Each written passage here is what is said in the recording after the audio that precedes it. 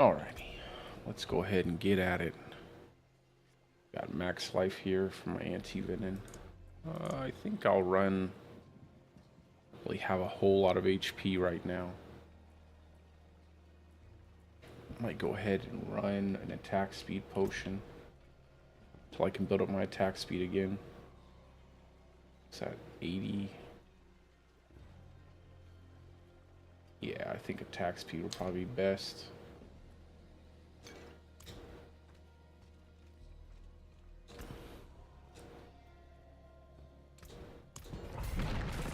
Run like 91s. I'm already running out of gold after I sold every single one of my Stygian stones just to level up my character, build my gear back up. Of course.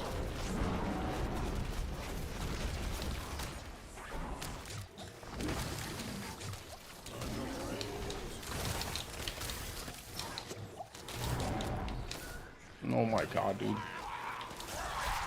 Yikes, man. I hate when they started off like that. Just stick you right near the entrance with a bunch of enemies spawning. Not really. That was terrible. That was pretty bad. Look at this. This is the spider guy. This spider killed me, bro. The spider. It's okay though, because I kind of wanted to try out a Shaco setup.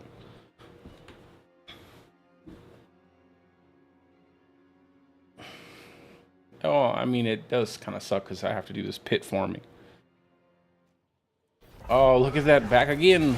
They said round 2. If you didn't like it the first time, here it is again. That's all right.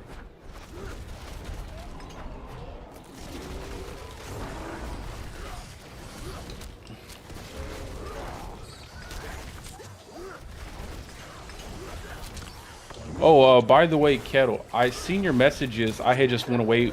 I was away, man. And then I fell asleep. But for season 5, I think the best druid builds. I think because Nature's Fury and Bulwark now work really well. You know, with Bulwark getting that big, I wouldn't call it a buff. There's no way they. I mean, base life. But anything with like Nature's Fury, I think like Nature's Fury Landslide would be super good in Season 5. Just because you can reset your Bulwark a lot, like really, really fast. You'll get so many lucky, you know, that 30%, you'll just always have Bulwark off cooldown. Well, maybe not. Not Nature's Fury, sorry, Tornado. I meant Tornado. I was thinking about Nature's Fury Landslide. But Tornado builds, I think will be really good. I'm not sure about Lightning Storm just because of how fast your attack speed is. I don't think you're going to want to, I don't think you're going to want to spam it. I think you're just going to channel it. But I'm sure there's a way for maybe like a PC player to attach it to a button. So that way you can spam it really fast. The attack speed is just so fast. But I see a Tornado build being really good with that.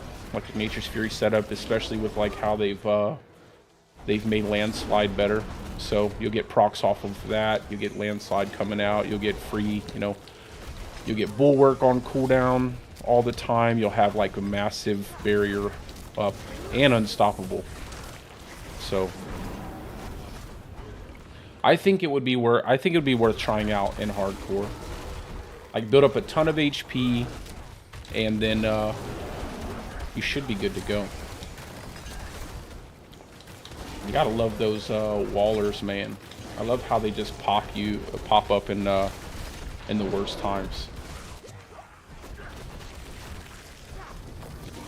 Yo, this morning I was just like on straight autopilot. I was just casually farming 91 because I was almost done with my gear, and I guess I just kind of didn't pay attention to the spider that was hitting me. I don't know. It's just like a huge volley of spider attacks, and they rooted me right at the last second.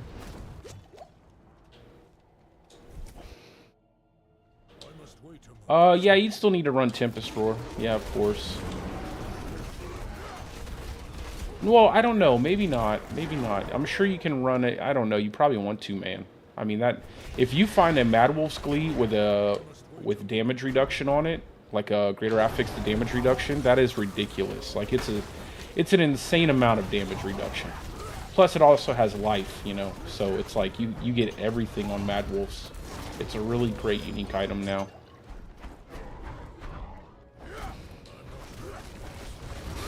You just can't have like Shaco or something like that. I mean, I'm sure you could run it without Tempest Roar. We'll see what they do with the unique items, but I'd probably run it with Tempest Roar. It'd be the easiest way to build it out.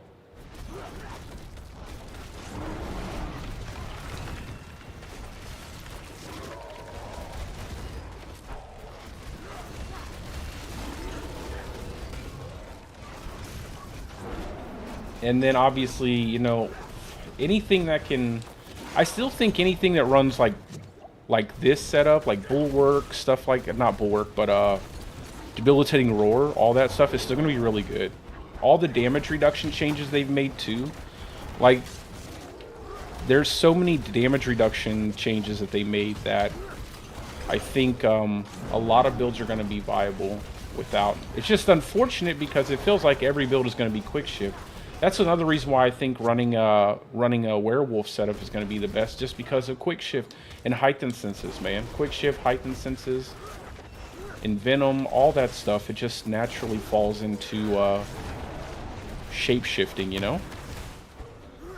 And I don't know what's going to happen with the official patch notes, so we'll see what happens. But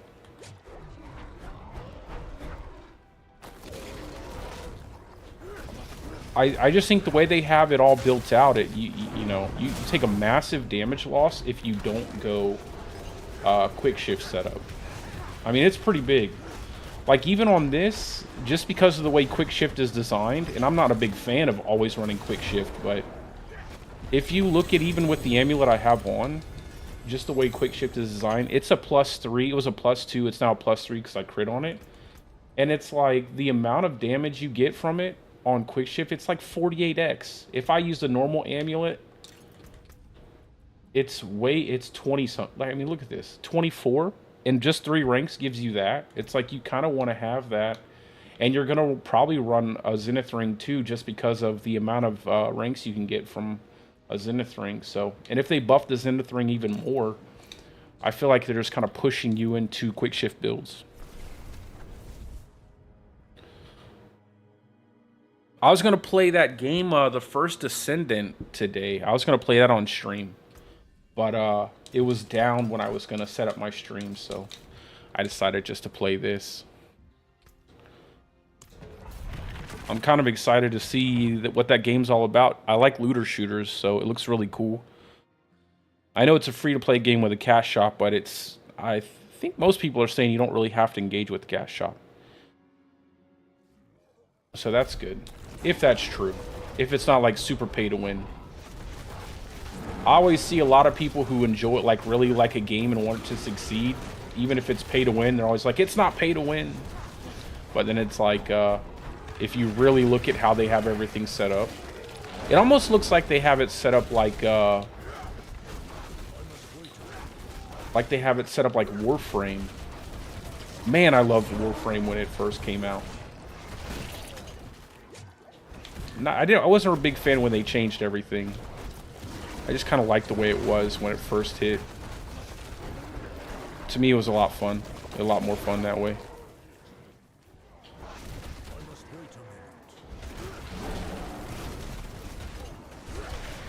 What is this, dude? I hate when this thing gets all crazy like this. Make sure I didn't leave any, yeah, there we go.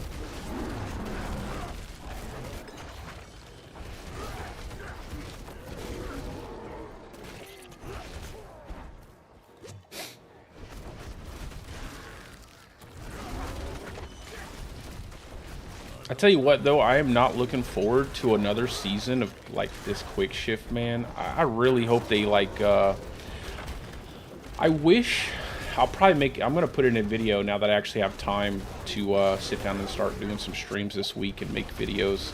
But I wish what they would do, and I think it would make it just so much better, if instead of everything falling off all at once, it just falls off stack by stack, you know? Just like you build it, that's how it falls off. Then it wouldn't be so bad. I feel like because you have to constantly, you know, shift back and forth, if you don't, just lose every stack. It makes it feel like too much of an annoyance. I mean, it gives you a lot of damage, sure, and damage reduction. It does get kind of annoying.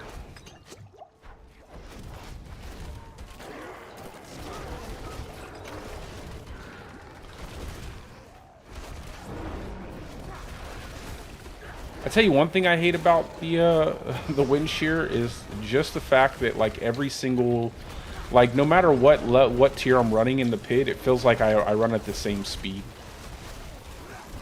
It always feels like it takes me about 4 to 5 minutes, and I can run like 107, 108, 109. It still feels like 4 to 5 minutes, all the way down to like a 91. Probably something with the way I play. Yeah, I play too cautiously.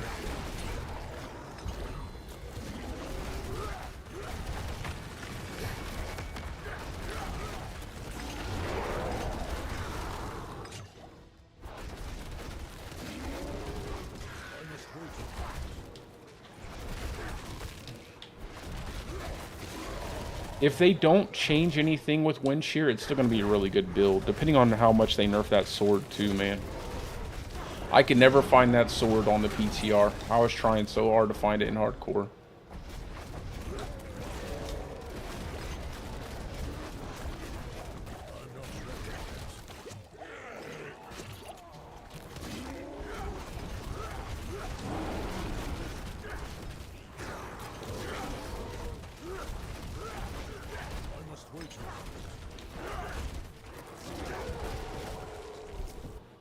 Yeah, I think I like this, man. I think I like the Shaco.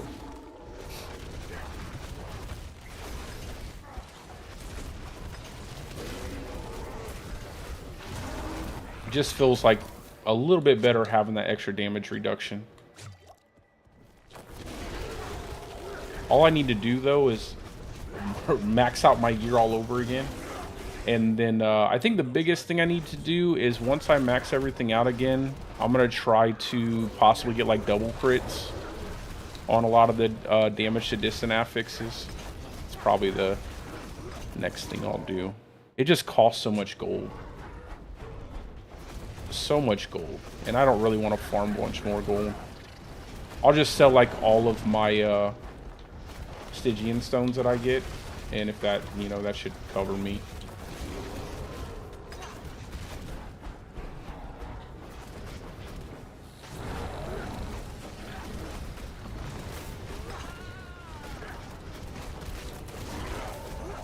And I had this,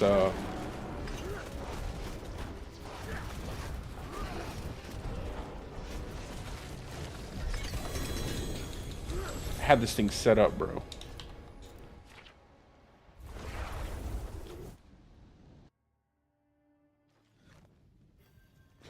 Yeah, you definitely don't want to do that, man.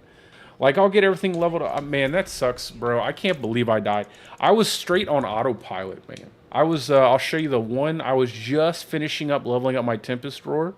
And then I was going to basically go back down and do everything.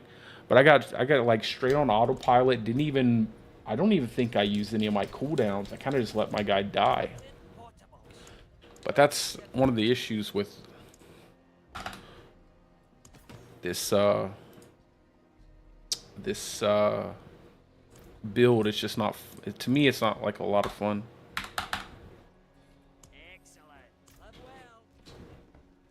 See if we can get what's I doing? Masterworking. Yeah. 5 mil. Damage to distant, please. No, thank you. How do I get so like good at out of five stats, how do I hit this one multiple times, man? That's wild to me.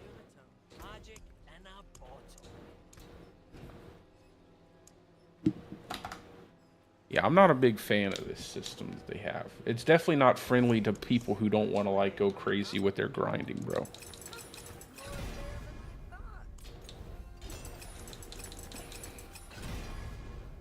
Oh my god, bro. What is going on?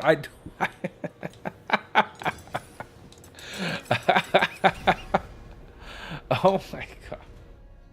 Okay. Okay, Gabe. 80. Good god, this is such a, like...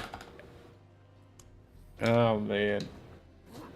I wish I had the patience for stuff like this. I don't have the patience for stuff like this. They definitely need to fix... Wow, again. That's crazy how many times I've gotten that. Nice. Oh my, thank you. Oh, thank you. Bro, how many times did I get life on hit? I think I got it like 8 times. Out of all the reset, like 6, not 8, but probably like 6 times. My god. Look at my poor gold stack, bro. That's why I don't have the patience for doing... Like, I don't know how people... I got Dronix on here. Like, Dronix, my man. Like, his, Look at his gear, bro.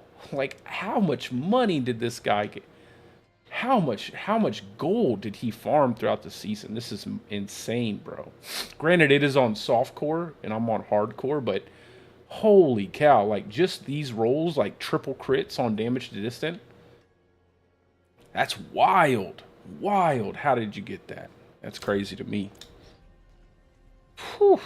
I don't know. I wish I had that kind of patience to farm. I just don't, man. And it's like all the... Got to do the shop here and do this there. It's like, ugh. I just want to play the game. I just want to masterwork and play the game. But you need to hit your crits or else your damage is absolute hot garbage. I don't think I'm a huge fan of the way that is that's set up, man.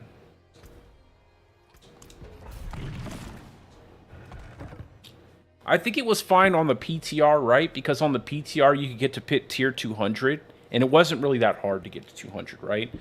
Like on the Season 4 PTR, it was super easy to get to tier 200. You really didn't... you know, I got there pretty fast with just a tornado setup, and it wasn't even min-max, and I was like, you know... And then when they changed everything, you just have to farm like crazy. Just to get even your Masterwork rank 12s without any resets, you got to run pit, you know, a few hundred, what, like 100 and something times? Depending on what tier you set it on. If I run it on 91, it's like 5 runs. It's like 10 runs. If I run it on 91, it's like 10 runs. 10 or 12 runs to max out one from 8 to 12. And then you do that with every single gear piece. And that's not counting all the ones before that, so it's quite a task. If you plan on making multiple characters, it's definitely quite a task. I don't think this is the build for it either, man. I don't think wind shear is a good build for farming the pit. Just doesn't feel as good as something that gets the damage out really fast and hits multiple enemies.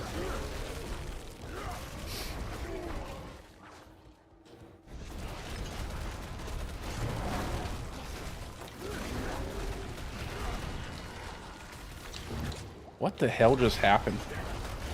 I just feel like the game wants to kill me, bro.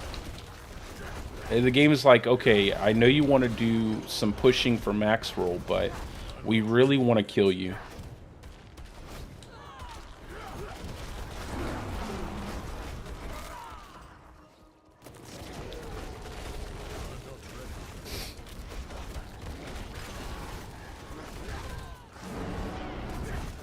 Of course. Gotta love the suppressor dome. Yeah, that Shaco's really paying off, man. I like the Shaco. Feels really strong. I'm tell you what, Kettle, you're not gonna die in season 5, okay? Your ass is gonna be here with me in hardcore to make this easier on me, okay?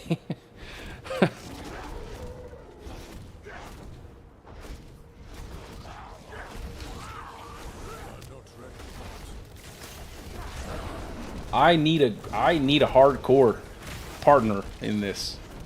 I think you would have been fine playing the wind shear build that I have, man. I think you would have liked it. I mean, I don't know if you like the play style, but you definitely would not have died that much, I don't think. I need a hardcore partner, bro. Someone to just make this pit running easier. Oh, man. Yeah, I think definitely after I do the max roll, bro, I'll probably work on doing softcore rogue for the rest of the season and learning rogue and trying to really get familiar with all the stats and stuff. And but I want to do man, I want to do my Elden Ring streams, and I want to do the new that first Descent game, bro. I love looter shooters, man. Looter shooters is probably one of my favorite genres. You know, Division, I love the Division, I love Destiny. And the fact that it's a third-person looter shooter is what kind of makes me really excited to play it. It looks pretty cool. And I was playing it earlier off stream, and I really liked the overall feel of the game. I felt like once I got my sensitivity set up right for my controller, it felt pretty good. And I always have to set up my sensitivities because I don't like to play with target lock on controller. Even though, obviously, most people will play with target lock, for me, or I should say aim assist. For me, I've never really been a fan of it. I like to learn how the game feels without it.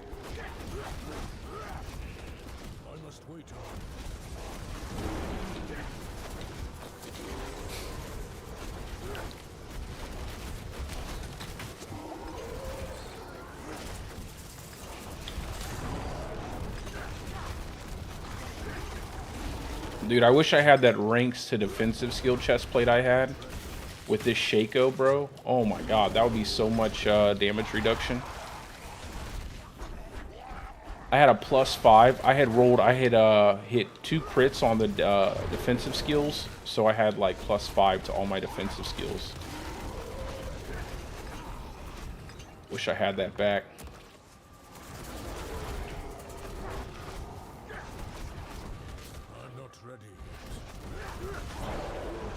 But I did get a, I did have the chest with the debilitating roar ring, so we're gonna see how much we can get out of that.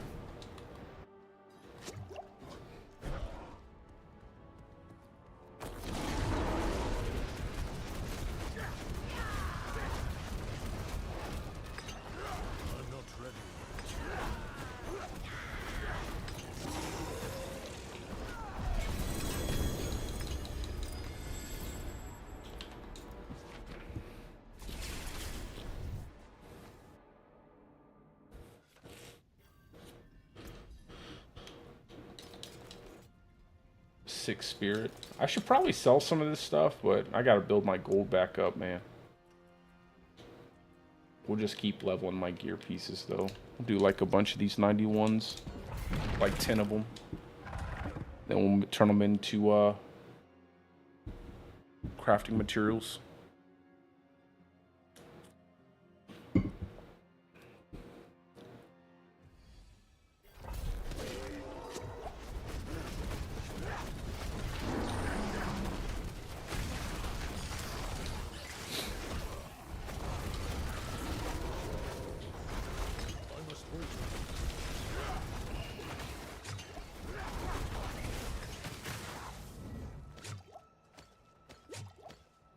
I was running with the I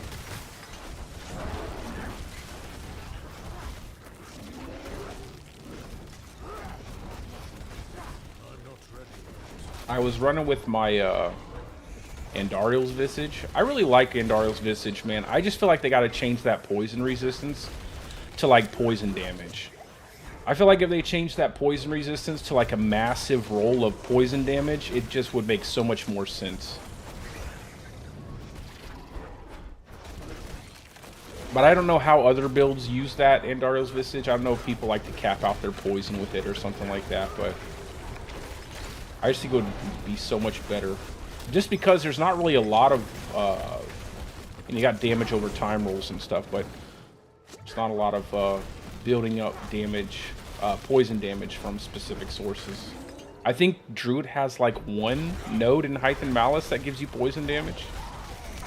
It's actually pretty barren in terms of poison damage.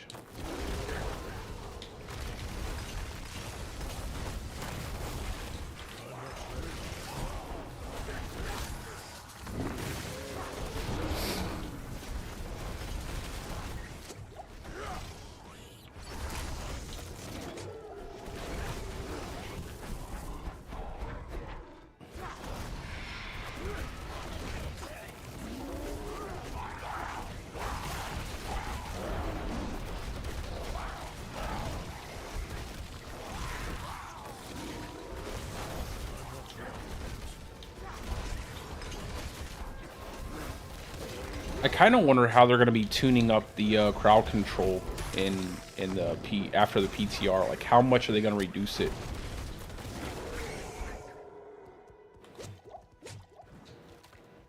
I still feel like they should just get rid of that crowd impairment reduction and just put that inside of resistances. It feels like such a useless stat that no one's going to use. And they could just put it somewhere where it would be useful without needing to actually build into it. I still think people are just going to run unstoppable. The amount of damage you can get, take in when you just are stunned up for even a second, makes you just always want to run unstoppable.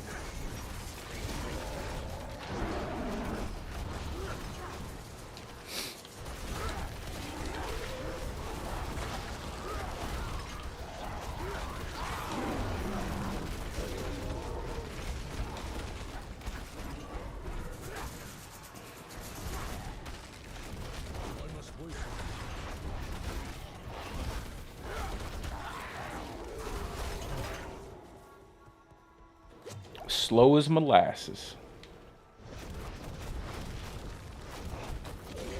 Yeah, Druid's res is like super easy to cap out, man. I will say that. It's really easy to cap out. And we have access to like a lot of HP stuff, so it feels pretty good overall in terms of your like defensive stats.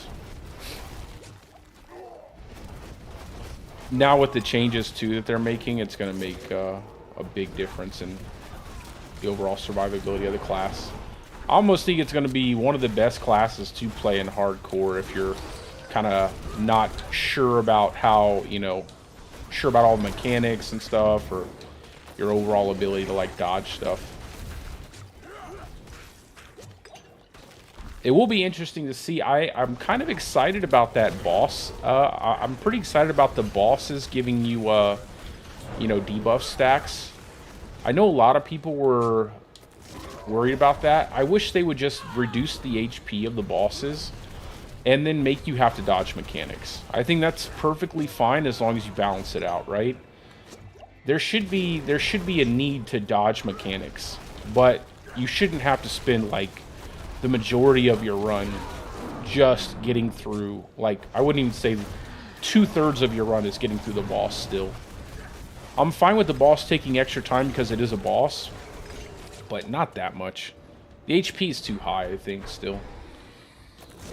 I think maybe another 30% and it'll be perfect. Just like another 30% reduction in the boss HP would probably be pretty decent.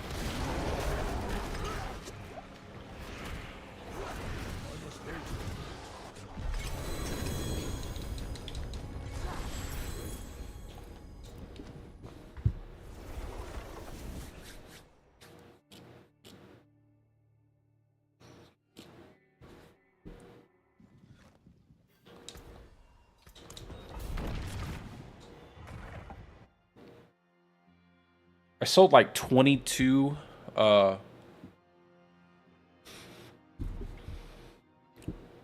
22 Stygian stones for like 220 mil, and now I'm down to 69 mil, just off of getting like one Masterwork crit on the right gear piece. I must wait.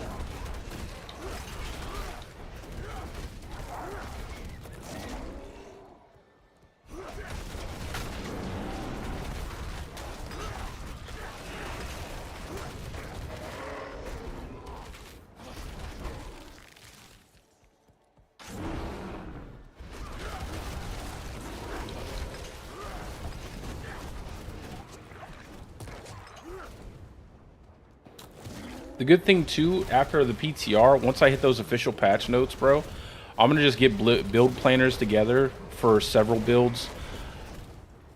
Probably gonna do companion. I might just do a wolves build, a landslide build, and then a tornado build. And then I'll do like lightning storm. We'll see what happens with some of those items though, because I really hope that they make Stormclaw really good. I hope they take the Crone Staff and just amp that thing up. They have a lot of bug fixing to do too, but we'll see what happens. Lots of bug fixing.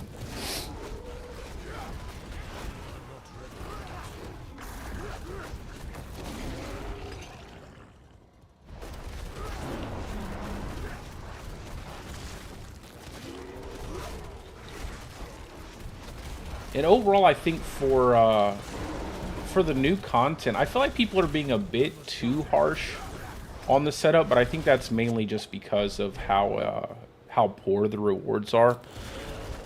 I think if they obviously make some really cool changes to the buffs and banes, the boons and banes that they give you, I think there needs to be some changes there to make it more exciting. But I think if they give you rewards between rounds as well, it would be much better. Like, they need to think how easy it is to farm gear outside of the in-game content, and they need to make the in-game content a better source of gear.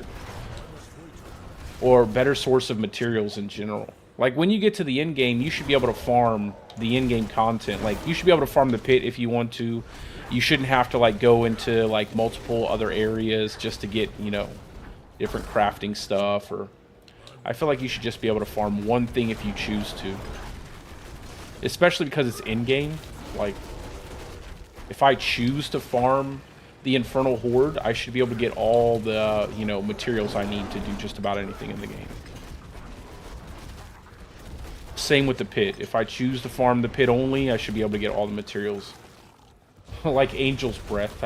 I really don't want to run around inside of a Helltide just to get Angel's Breath.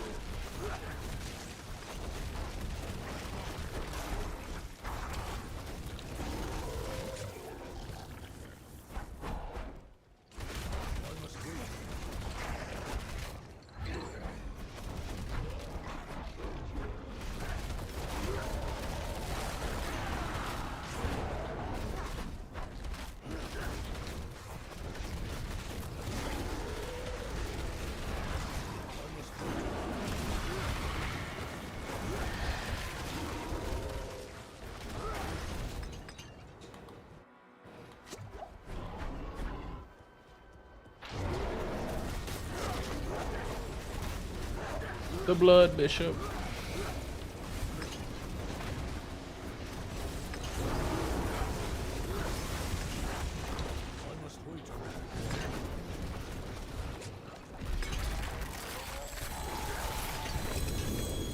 Now, if only I could hit a bunch of enemies at once, I'd be cruising through this thing. I don't even feel like the Holy Bolt Elixir really helps me out too much.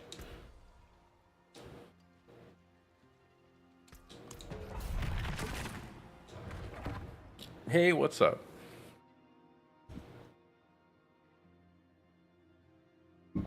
Plus, I like just to have that, I might go ahead and swap back over to the Holy Bolt. I just don't want to spend any of my obels on, more elixirs. I like to just keep trying to get some items back that I lost.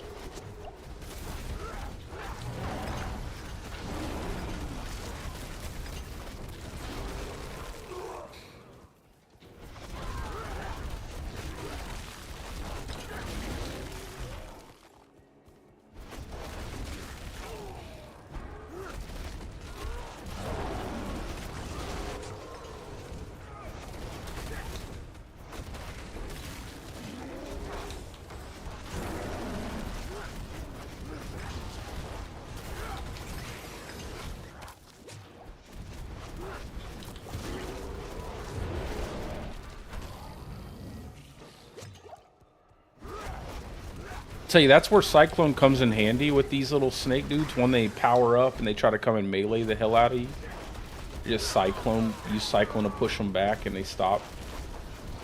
It's one of the only things that I find it to be useful for.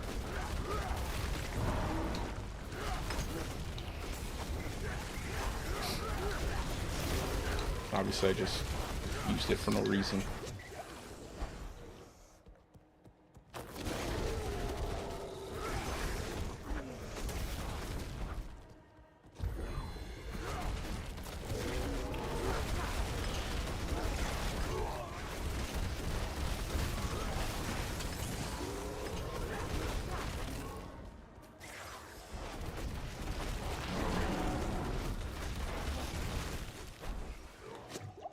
Yeah, I think tomorrow I'll probably play the Descent game. Not the first Descendant. I think tomorrow I'll play that.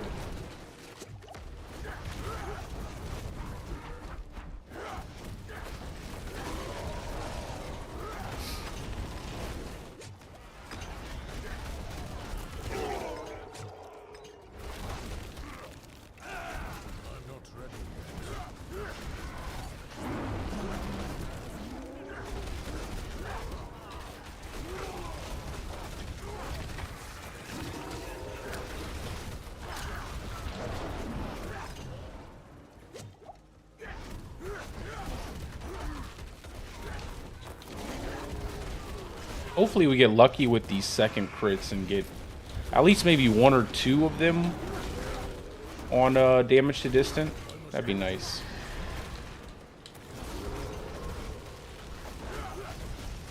I'd like to re-roll my weapon just to get maybe 2 crits on the damage to distant there.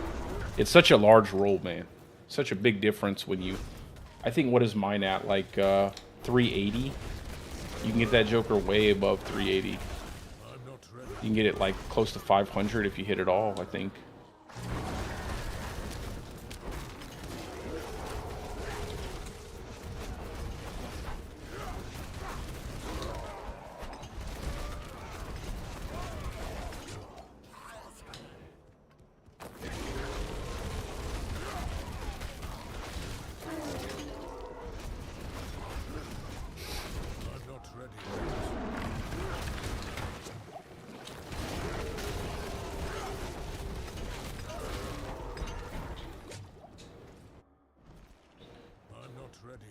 Oh, yeah, bro. That PTR is over.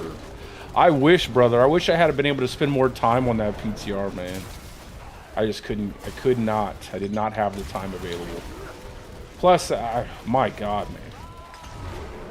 Talk about annoying trying to farm gear. Like I said, next season, I'm just going to spend a lot of time on Softcore early on.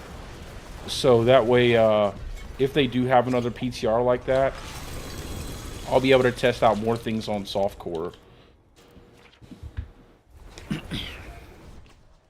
But yeah, we're just farming up some stuff in the pit real quick. I lost my hardcore character. Ooh, dang, boy. That's worth a lot of money. Yeah, I lost my hardcore character this morning.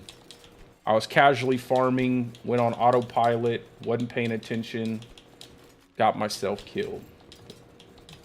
My fault, definitely, but those spiders sometimes, they do a lot of damage. A lot of damage. I think I could probably sell this for a hell of a lot of gold, so I'm going to go ahead and hold on to this. We're going to put that here. I'm going to need the gold, so... What up? What's up, Micah? How you doing, brother? We're just running some pit. What tier, Clap? You want to swap back and forth? I can do 101s with you because it's easier to do it that way. If you want, you just pick whatever tier you want, and then we'll just keep doing that one.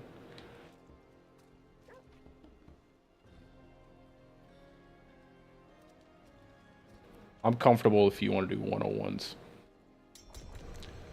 82 sounds good. We'll do 82s. We'll just go back and forth. It's so nice to farm with a barb, getting that damage out. Oh, only 82? That's cool with me, man. Whatever you're comfortable with. I don't want you to die on your character, so. I don't know how solid your defenses are.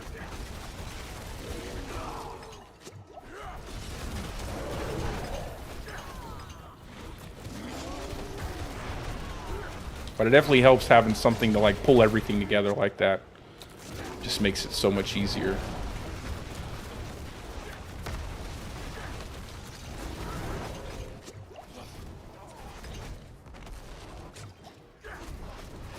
Yo, remember when those explosions used to be 3? It was like 3 pulses and then it exploded? Golly, man, that was annoying.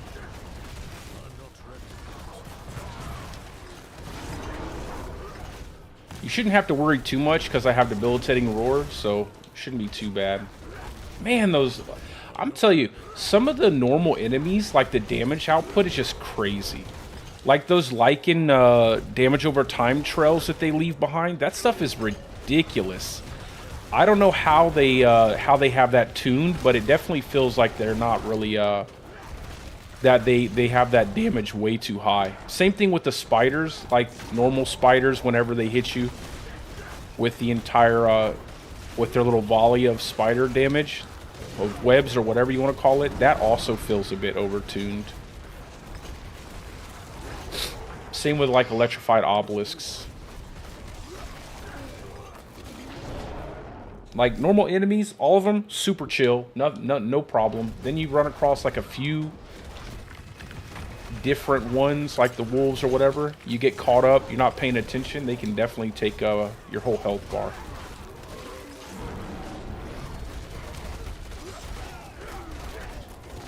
Yeah, this is way better, man. You're saving my life here, brother.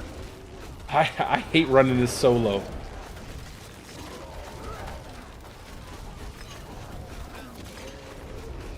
Next season, I think I'm gonna just... I don't know if I'll build a wind shear setup. I might build one out if they don't bug fix wind shear or something, you know, where the poison damage. I might make one. But I definitely will not be playing it as my primary build in the season.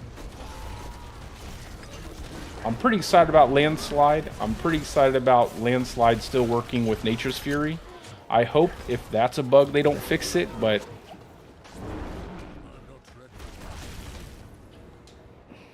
that's probably the only bug I hope they don't fix. I love that.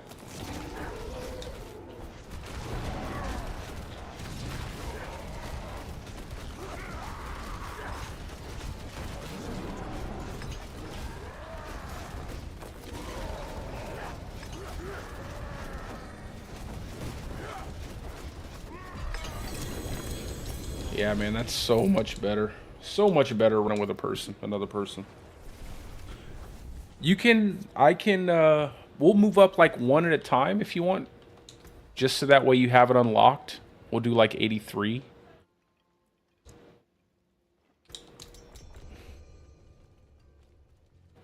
Just kind of go up one at a time until you feel like you're, just let me know if you start to feel a little uncomfortable, where you're taking too much damage. If you start to take damage, I know Barb is super tanky, does everything, but I don't know how good your gear is.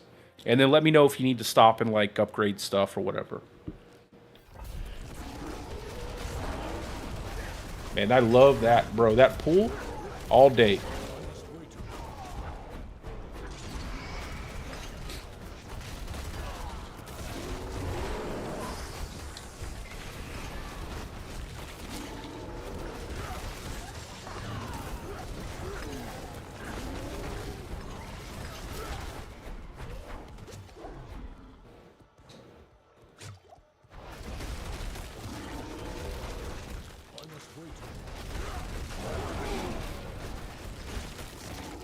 See if we can't speed this up a little bit by splitting up.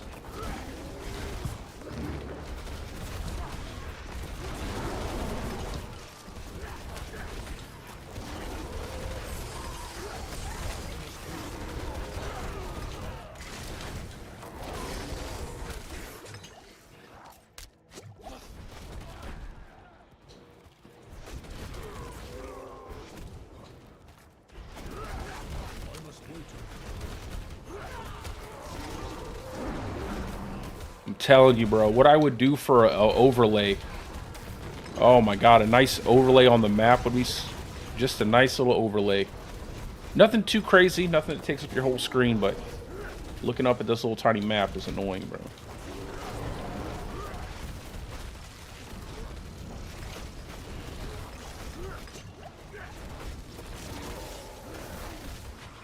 Maybe they'll surprise that, have that as a surprise too, like they did the pets. Where's our, Oh, okay. Never mind. There was another. I thought this was a dead end over here. I didn't see the, portal.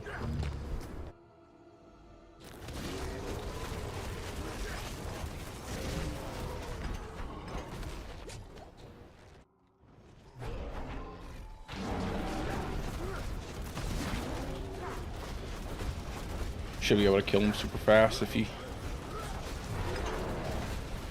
There we go.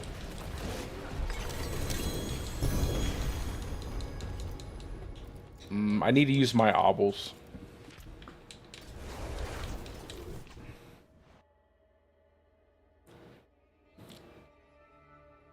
I'm also going to be on the... I'm pretty excited again, Kettle. I'm going to be on the Pure Diablo podcast again tonight. So 10 o'clock. We're going to be doing that podcast again. I'm pretty excited about that. Those guys are really cool. See if we can't get us maybe a couple rings. I think I need some rings, honestly. Or boots. If I could get a pair of boots. I think boots would probably be the best thing to pick up.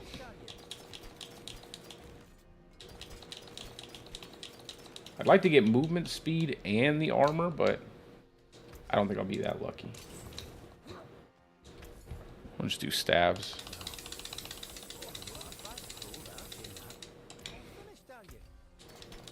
I'll just do all junk, all items.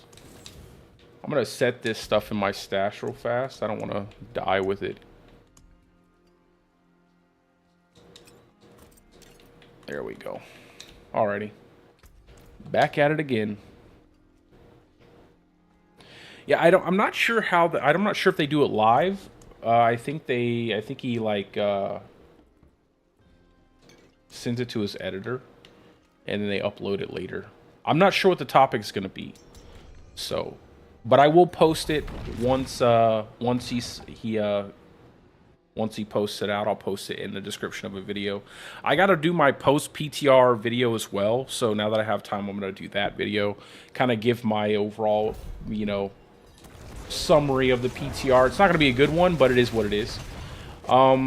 And then what I'm going to do after that for my videos is I'm just going to start making like my Druid series where I do like a, you know, my deep dive series where I kind of go over everything. All the things that I think would be good if they made certain changes with the class. But after that, we're going to be doing some Rogue, learning some Rogue, and I will be playing Elden Ring, and I definitely am going to be doing that first Ascendant game. You should check that out, Kettle. It's free to play on Steam. And I don't know if you like looter shooters, but it was pretty fun when I was playing around. It seemed pretty friendly. I didn't get too far. But yeah, I've definitely got to look. I got to make that. I got to come through with that promise, man. I got to learn that Rogue.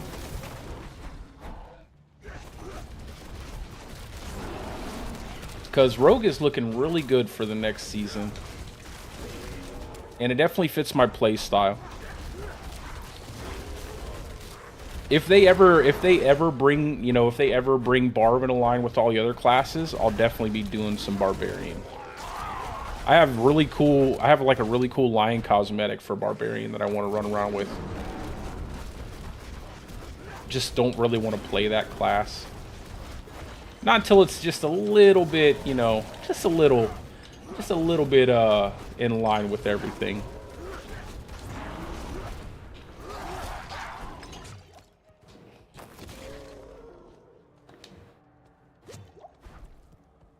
Yeah, I agree. I feel like Rogue has been right there, you know, with balance wise. I think it's probably where every class should be. with like just in terms of the overall flow of the class and how many builds you can create with the class, the amount of damage it does. Obviously not the bugs that come along with the class, but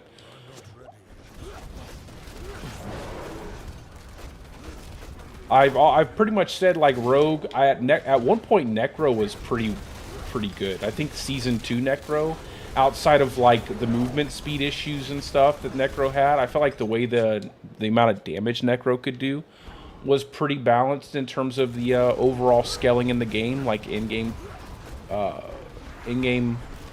content. I felt like Necro was pretty good. Obviously, I don't mean like how slow the Necromancer was, but it definitely did feel like it looked like Necro had a decent, you know, few setups.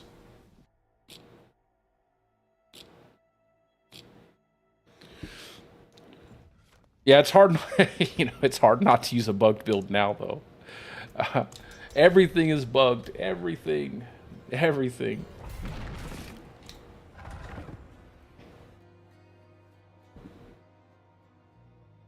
We'll see what happens, though. I think they have quite a bit of time, though. I mean, they have like a decent amount of time, like a whole month, a little over a month, a couple days before the next season, you know? I think they can get it. I think they can get it together.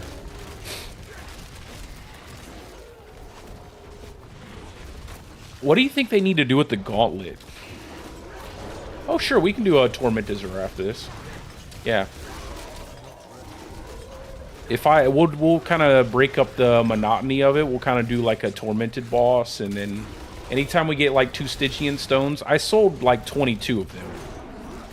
So I had a fair amount, but I don't need any Uber Uniques anymore, and I'm definitely not trying to farm any Uber Uniques with like greater affixes, so. But yeah, we'll definitely run some Zur if you want to. I don't know how much blood I have, though. I don't think I have too many stacks.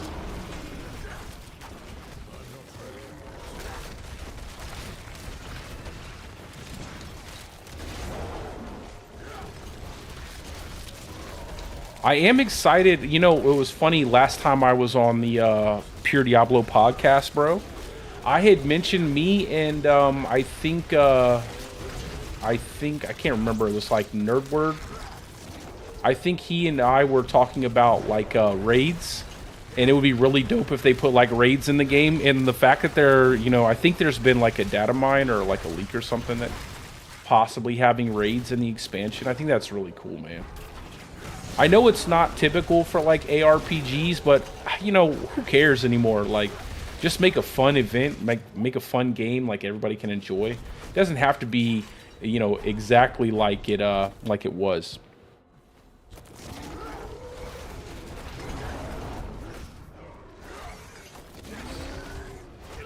Good on the ring. Yeah, damage over time is fine on your ring.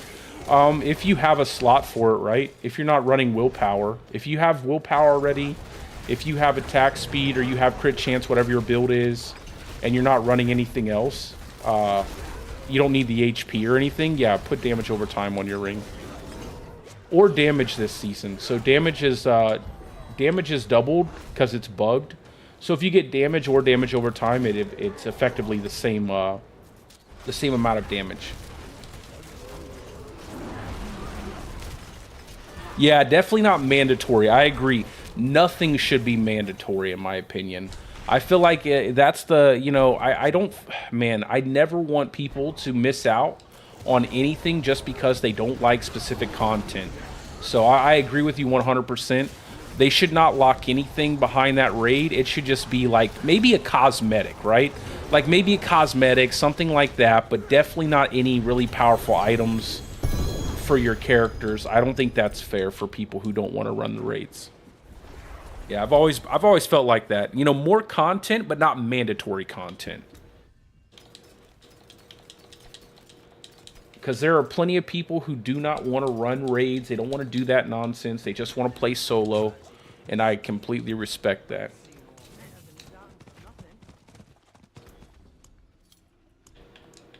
I'm just going to make some Inglyph real quick before we run over there.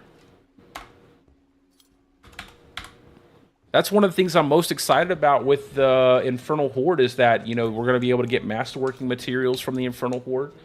I know that it looked pretty underwhelming on the PTR, but hopefully, like I said, they'll get it buffed up and get it in the right place.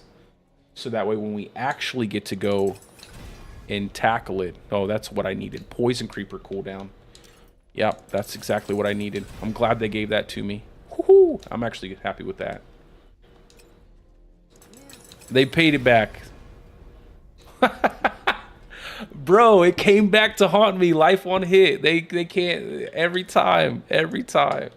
It's like you're gonna get this life on hit and you're gonna like it. That's so funny.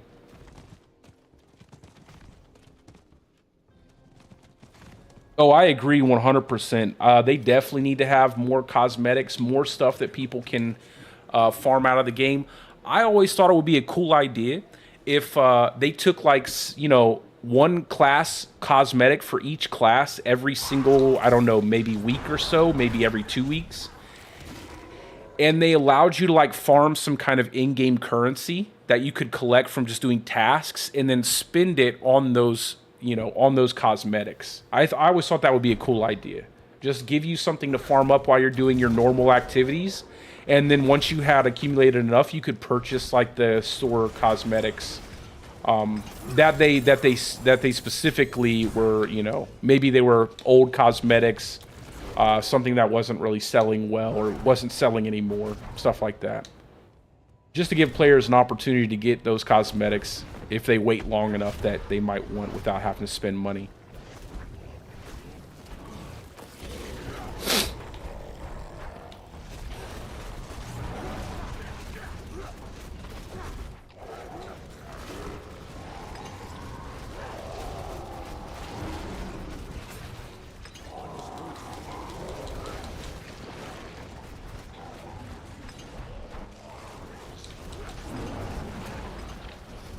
Yo, I just procced a landslide. How did I get a landslide proc? That was weird.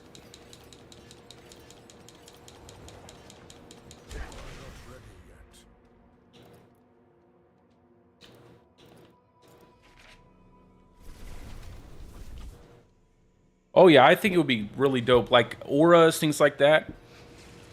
I know, right? I need life like 32. 33 with a crit, man. That's going to save me. That's going to save me right there. Nice, brother. Nice. Yeah, but definitely like some auras would be cool. I keep saying, man, I would love to get... look at this. I got a greater affix. Greater affix. Greater affix. Greater affix. That's actually pretty lucky. We'll keep that one. That's a really good Mad Wolf's Glee. Man, I wish I could use that for something. That's a really good Mad Wolf's Glee. Look at that. It's almost perfect rolls on everything. And then damage reduction, which is the best. I might go ahead and keep these yens. No one uses that. No one uses any of that. I could probably sell those two things. Where's that amulet that I had? I'm going to put this in a different area. I got this cooldown amulet. I know these sell for like a few, maybe 1 billion gold. I don't know. A lot. It sells like for like 100 mil more. I don't know. It's quite a bit of gold that you can get for a cooldown.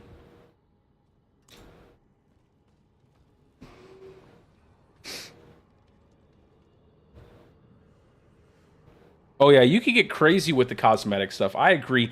The more cosmetic stuff, the better. Everybody loves good cosmetics. Everybody loves to, you know, change their character the way they like their character to be. So 100%, I think if they do more of that stuff, it's going to be well worth the time invested in terms of development time.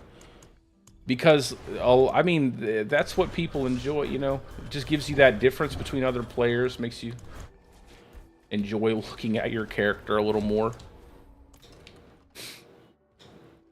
But auras, definitely, that'd be pretty cool.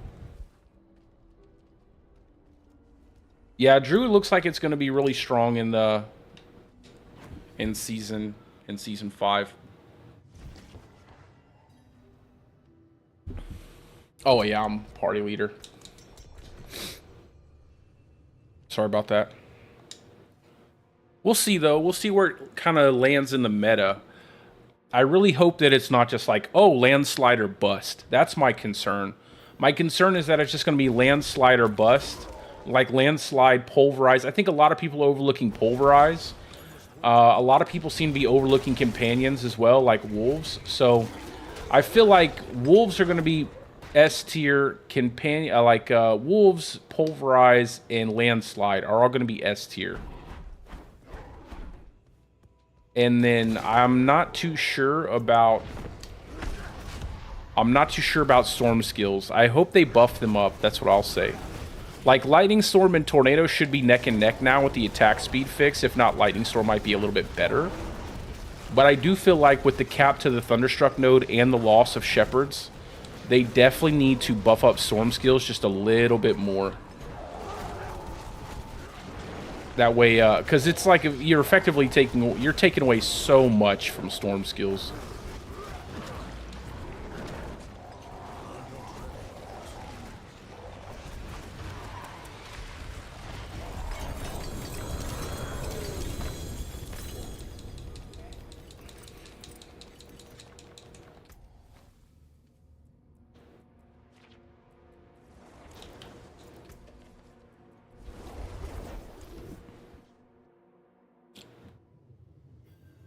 But I think one of the best I'm definitely going to make a tornado build in hardcore.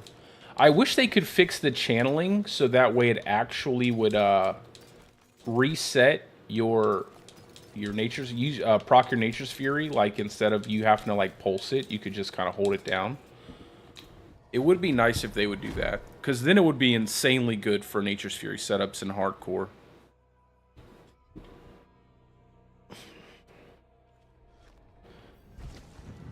That attack speed buff is ridiculous.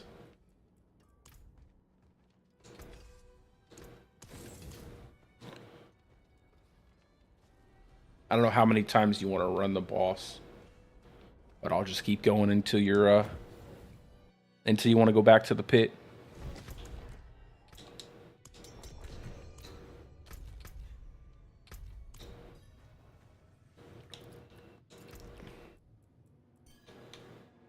And that Doombringer, look at that max HP, man. 31.2%. That is so crazy. 31.2%. I wish we had that extra one hand, like the one hand totem slot, you know, just on our character all the time.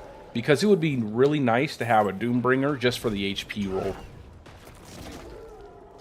That is absolutely wild, the amount of HP that thing gives you. I couldn't imagine how crazy it would be if you could get a greater affix on that and a few crits.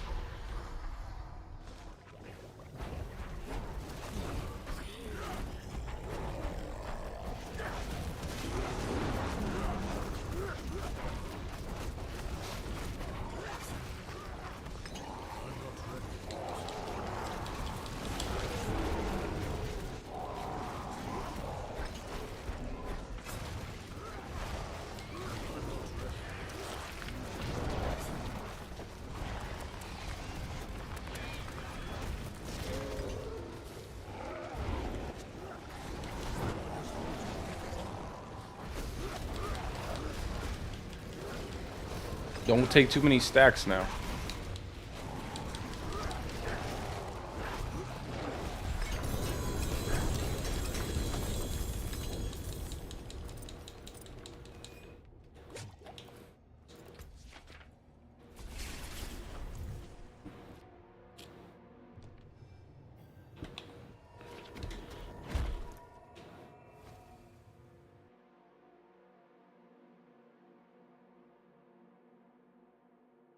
Yeah, I wish they would, I definitely have been asking for some cosmetics for companions, too. I think it would be pretty cool if we had some companion cosmetics, some werewolf and werebear cosmetics we could equip on Druid.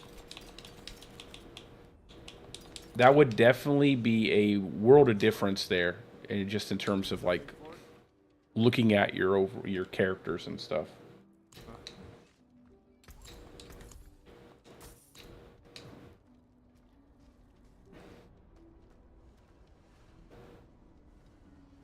Yeah, I mean, like I said, I feel like if they just gave you a dedicated one-handed totem slot where you can have your two-hander as well as your one-handed totem, it would just kind of bring it up a little bit, right?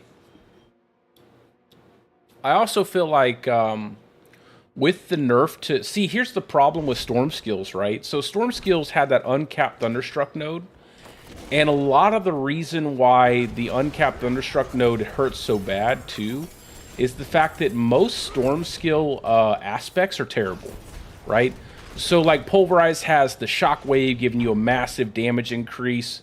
Landslide gives you double landslides. Subterranean, you know, more damage towards poison with earth skills towards poison enemies. Like a lot of the aspects for earth skills are really, really good.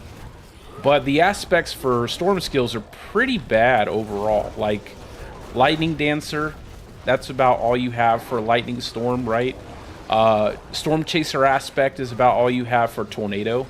And it didn't really matter too much before because you had Thunderstruck, right? Thunderstruck was just so powerful. Like, who cares? You got tons of damage regardless.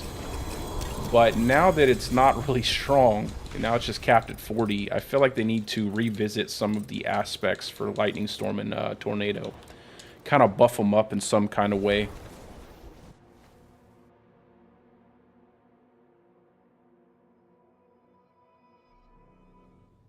Yeah, I agree. I wish the boon system was a lot more creative. Just kind of really inspired you to kind of, you know, specify what you really wanted to do with your build, and it wasn't just basically like a stat stick. But I don't think they're going to do that anytime soon. I think they'll just keep buffing up the boons. They'll probably just keep buffing boons until, you know, whatever happens. That's a really good ring. I'll keep a hold of that.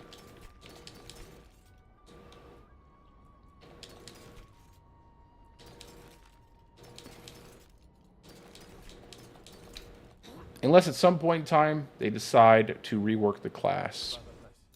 What do you need? Very on the road. See if we can get lucky here.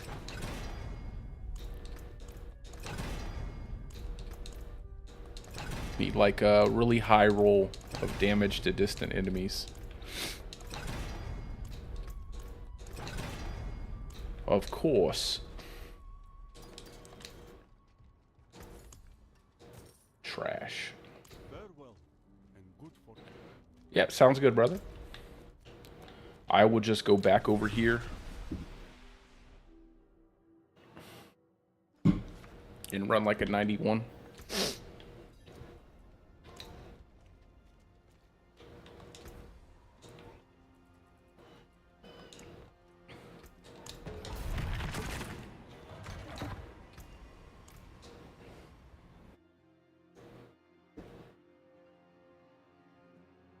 I think 75k HP is probably where I'm happiest at with this setup, and then I can further increase it with elixirs.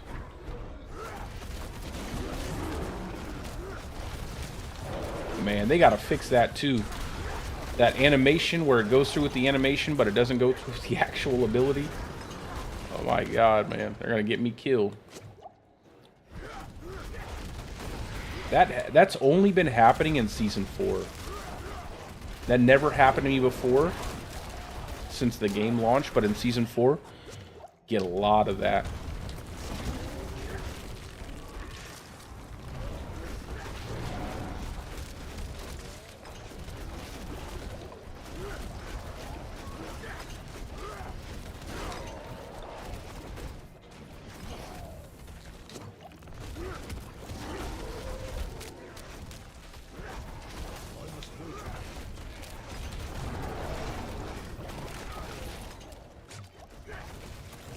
I'm not sure what you're trying to say, Niners.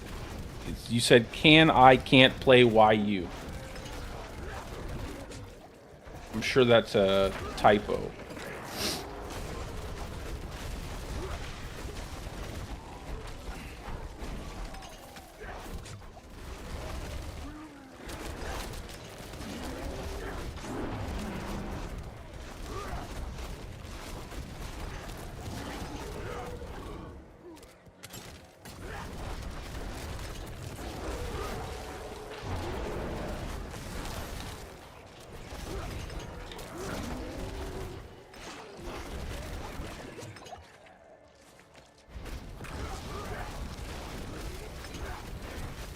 I think I can upgrade my boots after this.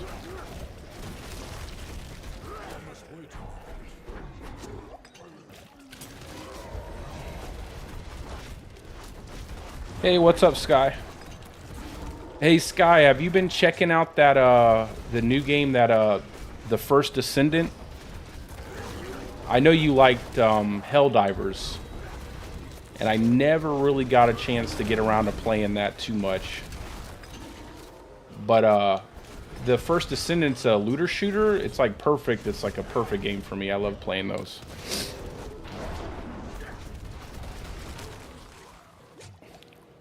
I'm not ready yet. I'm like super interested in I downloaded it this morning. I tried a little bit of it. I was pretty happy with how it felt overall, so I'm pretty excited to get back into it. I'll probably do a stream playing it tomorrow.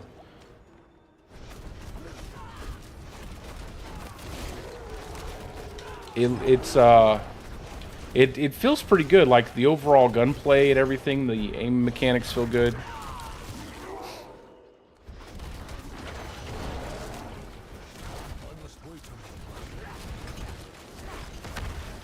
On Final Fantasy, yeah.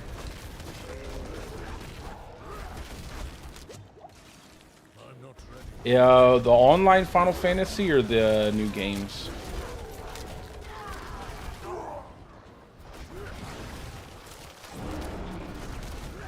The remakes. I played Final Fantasy 4, what is it, 14 that's online? I played that for a little while. I had a good time with it. It was a long time ago, though. Back when I was playing a lot of, like, Elder Scrolls Online, different MMOs. I'd like to get into an MMO, but I don't know, man. I feel like MMOs are such a time investment. I prefer to get into, like, anything that's more like an MMO light. The MMO one. Yeah, it's really good. I enjoyed the bosses and stuff. I enjoyed the different modes that you could have and the different classes, things like that. I played like a ninja. And I know they had a samurai class they put in the game that looks really interesting, but I just never really went back to play it. Yeah, I spend most of my time playing Elder Scrolls Online. I really enjoyed Elder Scrolls Online a lot.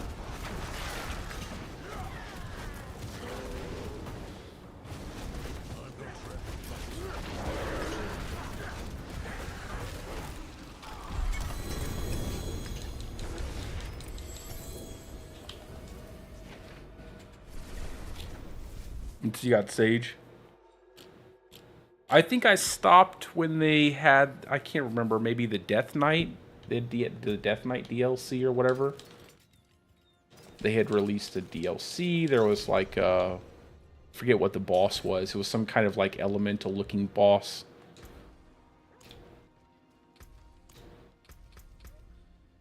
It was definitely fun. I just, I don't know. At the time, I was kind of at the end of my enjoyment of like big scale like MMOs. Kind of fell into playing like the Division 2 and a lot of Destiny 2 when that came out. We'll do 85, I think, where we left off at.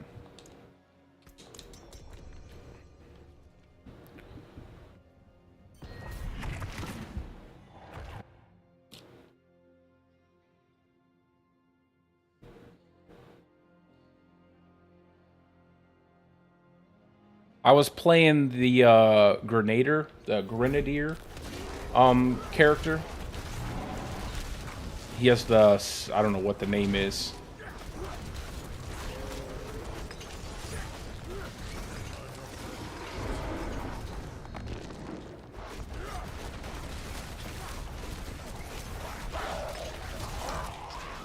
Some of the cosmetics look pretty cool too for that game. I will say that. I think the one I looked at for the character I was playing, I'm talking about the First Descendant, had like a red skull kind of like armor setup. Watch out, bro. Bunch of exploding things behind you.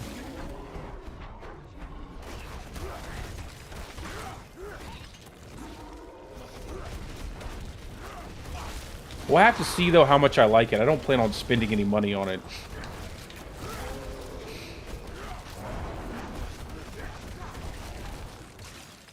But if it's really good, I'll spend some on it, just because I like to support games that I enjoy.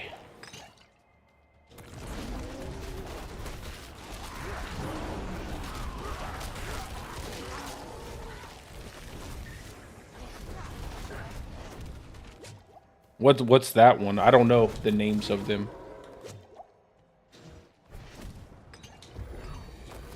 I seen like a big bull-looking dude, clearly like a tanky-looking guy. I think his name was Ajax, and the only reason why I remember that is because it's such a common. I've seen that name a lot. She's the doctor. That sounds pretty cool.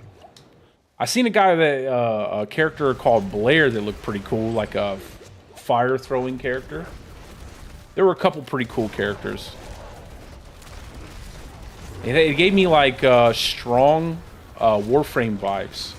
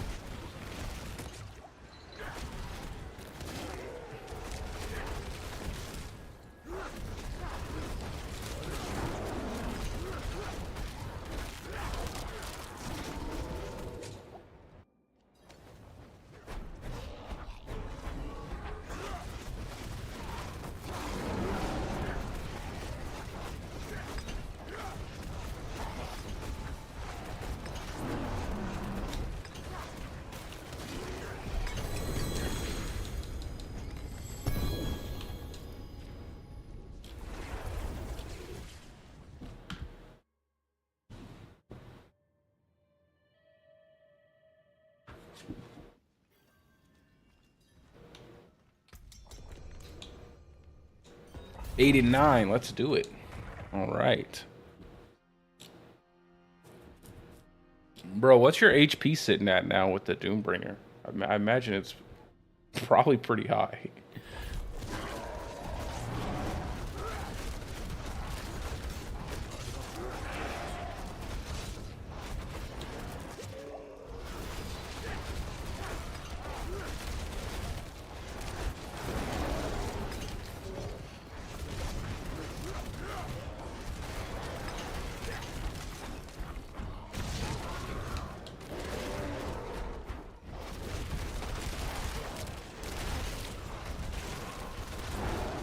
$103K? That's crazy. I think I can get 103K if I just went straight like HP and then grabbed a Fortitude, and I could probably hit that. But I would have to really put a lot of points into HP.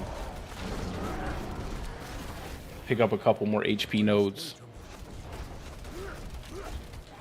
Off the Paragon board, maybe.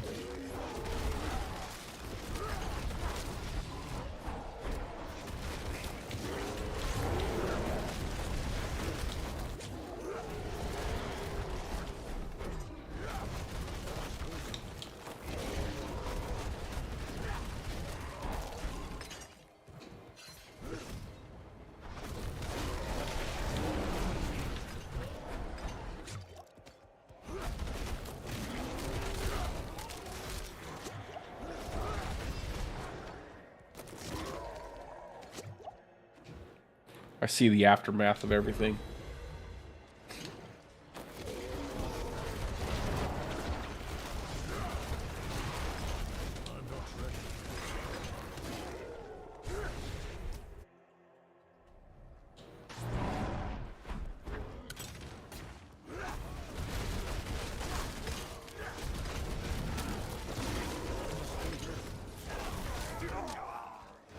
.101 is typically like the best level to farm, the best tier.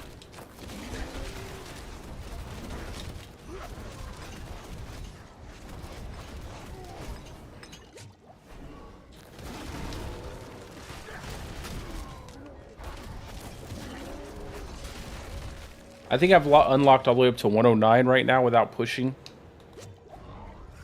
Hey, what's up, Thomas? How you doing, brother? We are just farming up some pit here, trying to get my, I died on my wind shear setup this morning. I kind of went on autopilot, and I allowed these spiders to kill me.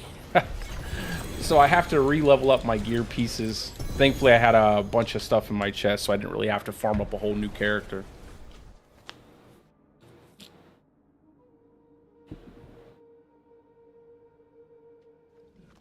"101 sounds good. Let's do it.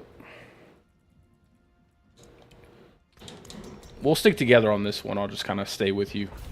Just that way we burn enemies down faster. By myself, it doesn't take too long, but with a group or with another person, the damage does kind of drop off a little bit. For me.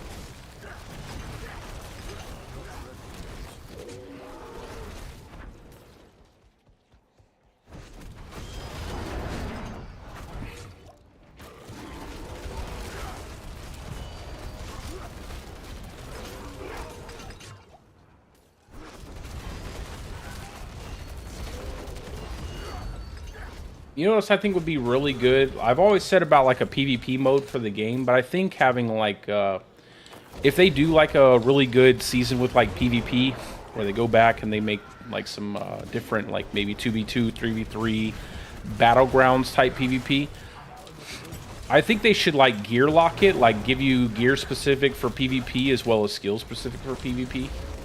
That way they don't have to worry about balancing gear. It can just like be its own separate game mode away from like PvE. I always find when PvP games do that, like it just makes for a lot better experience for everybody who enjoys the content.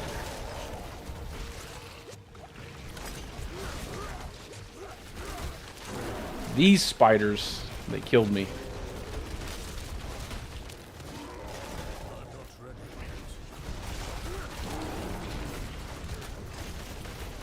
Yeah, that volley there.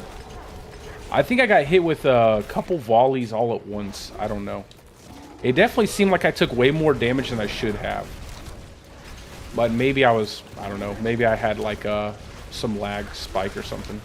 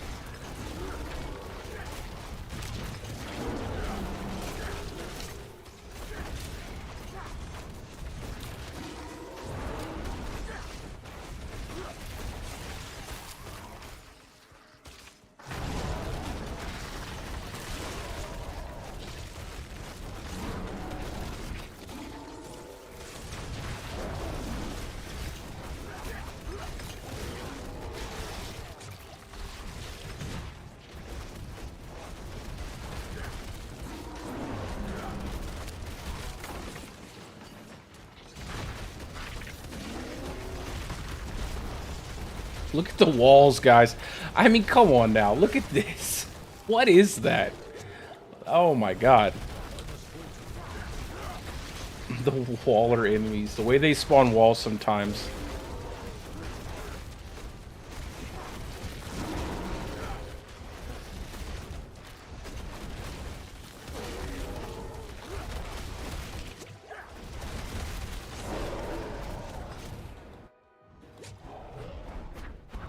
Get that bestial rampage damage up.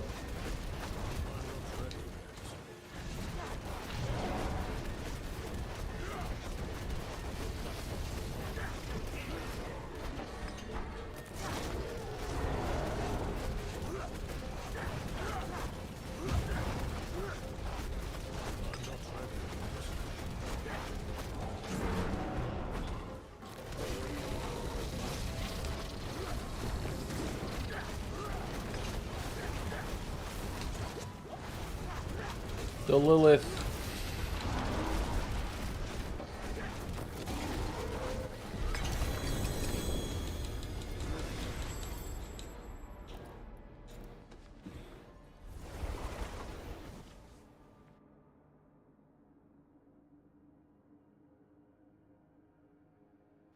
Depends, Thomas, man. I think like if they take the Crone Staff and they really jack the Crone Staff up and they make it a really, really good unique item. And there's a lot of bug fixing they have to do too. Like there seems to be quite a few bugs that exist with the Crone Staff. I think one of them makes it where your Stormclaw doesn't benefit from the extra 150 damage, 150% that you're supposed to get. Like they have to do a lot of bug fixing, but if they do, and there's a couple items that look really promising for basic skill builds, but you can't really know until we see the official patch notes.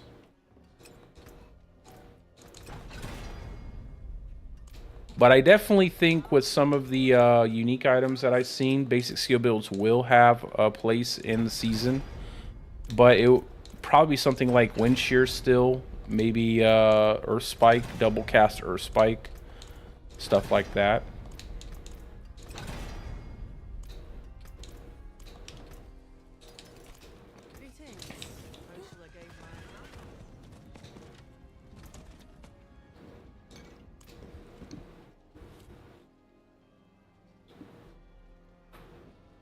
But everybody's kind of seems like Landslide, Companions, and in my opinion, Pulverize.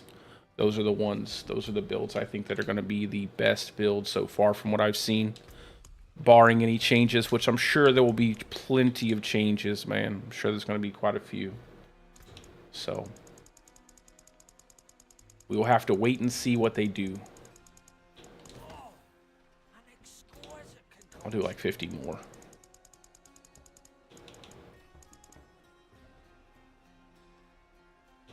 Yeah, did you get 101? You should have got 101.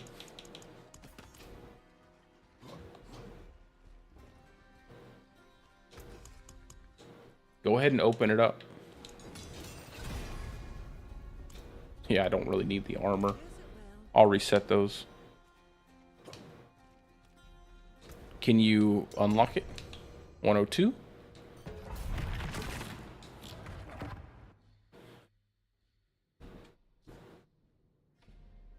Yeah, right. Everything needs a double cast tempering now. I think it would just be cool if they added temperings that gave you a higher percentage chance to overpower, so you could get your damage out more reliably. To me, that's the bigger issue. It's like constantly waiting around for overpowers. It'd be nice if you could increase that chance to proc an overpower.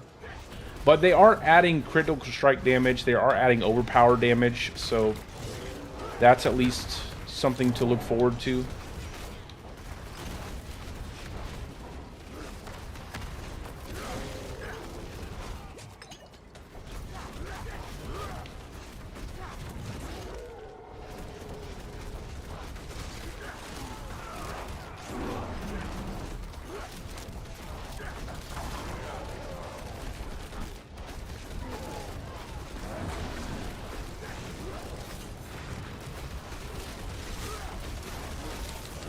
Man, I really wish my Blood Howl would affect you without me needing to use an aspect.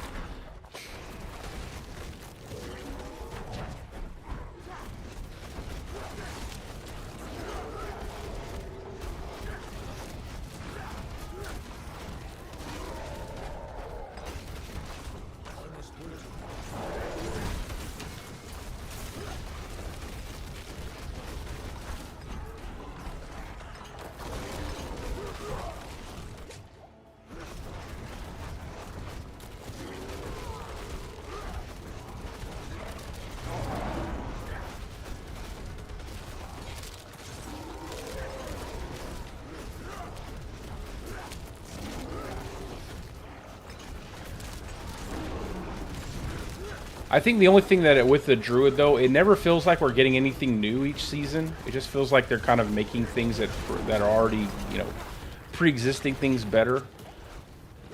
Something that I keep saying is They need to make the unique items a lot more transformative. The fact that every single unique item is just basically giving us like a big giant damage, you know, increase instead of doing something really cool with our skills to make it look unique on our screen, I think that's the biggest problem in my opinion. I don't like just the ridiculous. Oh, bro, get out of there, bro. Watch that HP.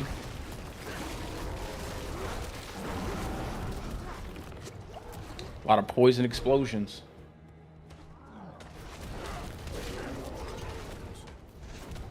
Yeah, like I said, they're gonna be boosting them up though.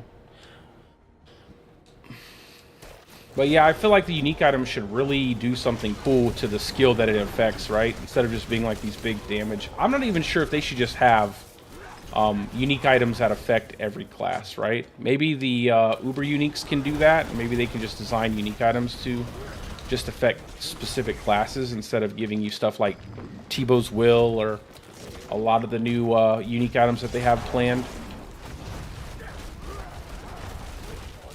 Because I feel like what happens is they end up having to make really bland unique items because you have to basically make a unique item that everyone can use. And the only real way to do that is by increasing the damage, like just giving you some boring damage modifier. Like uniques like the Earthbreaker Ring, stuff like that. I feel like that stuff is good.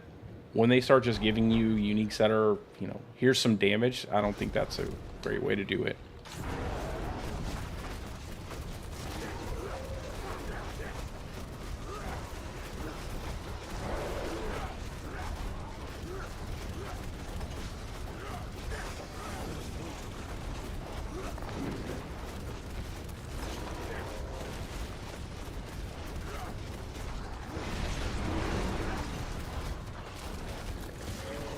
Elias.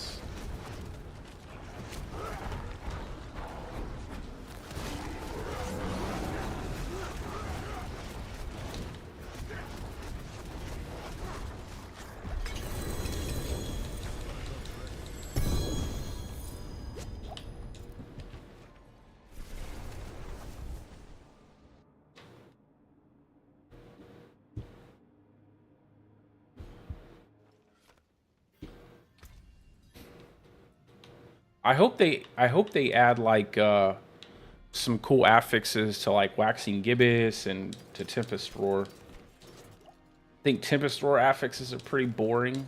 They could be a lot better. You want to just stick to 7.99? Yeah, we'll do 99.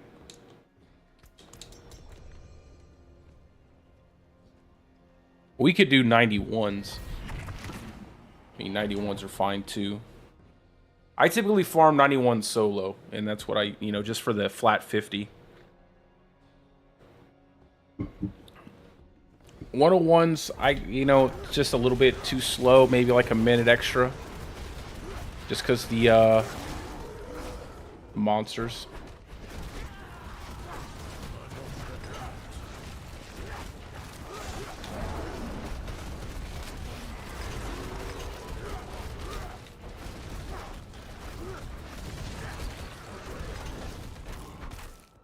Smack him with my bear paws.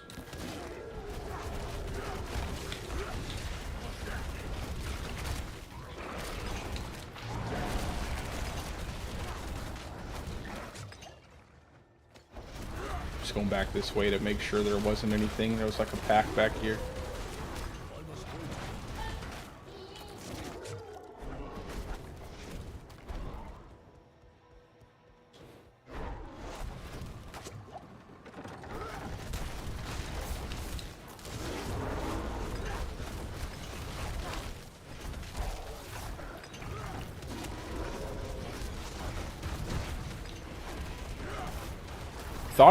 He thought he was about to smack me with that claw.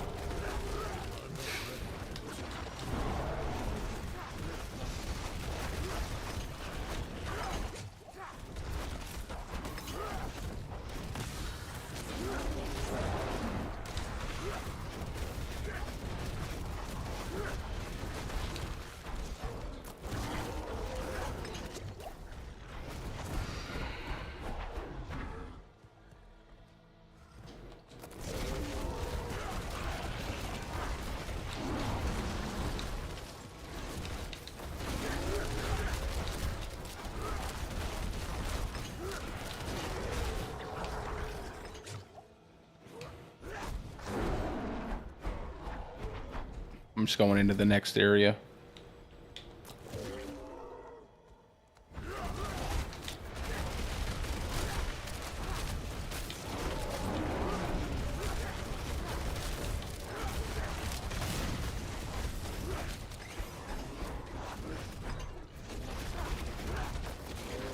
I will say, I wish they would have added some damage over time, too. One of the affixes that they haven't, you know, they have the crit damage, they have vulnerable, they have all that, but they don't have any affix for damage over time. It would be nice now that we have a capped Thunderstruck node, that if you do want to make a wind shear build for the next season, that they would add that affix in there that you could temper in. And they are bug fixing the damage, so you will have to run damage over time if you're running any kind of like poison build, bleed build.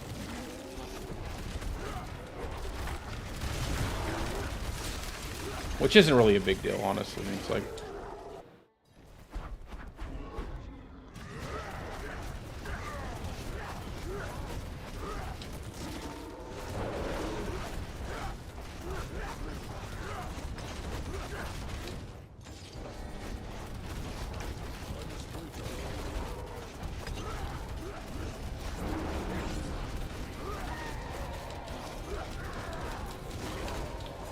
Ooh, caught like a lag there.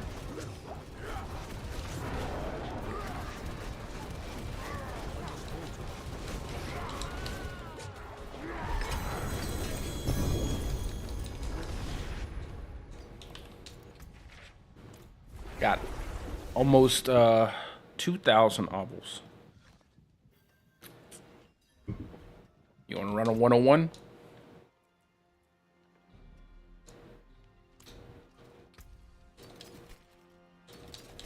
Let's see, willpower.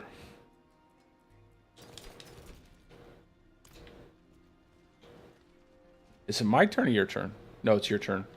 That's right.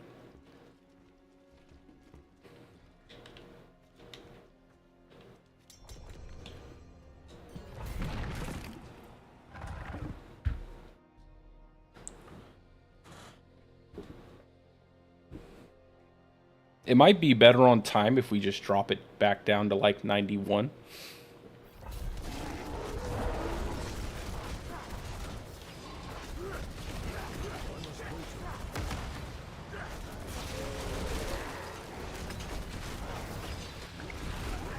Watch out for that poison.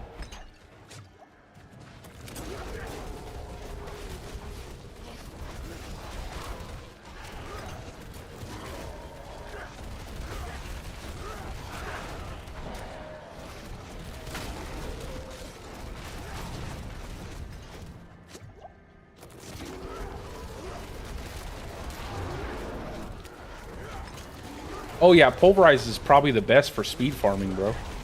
Pulverize is amazing. Like now that they did the, now they buffed it up, Pulverize is really, really good for speed farming. Once you get your crit chance all settled in and you're, you know, you're doing some decent damage, you can blow through 101s pretty fast. As long as you're getting those overpowers on the boss. Yeah, you can definitely do quite a lot of speed farming with Pulverize.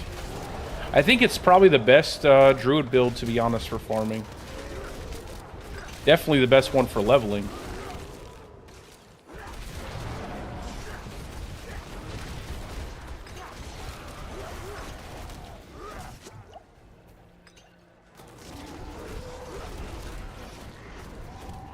Now that you can get so much movement speed too while you're doing your werebear form, makes it so much fun. So much more fun to have a Pulverize setup. Don't use Banished Lords. It's absolutely hot garbage. How can I not hit this guy?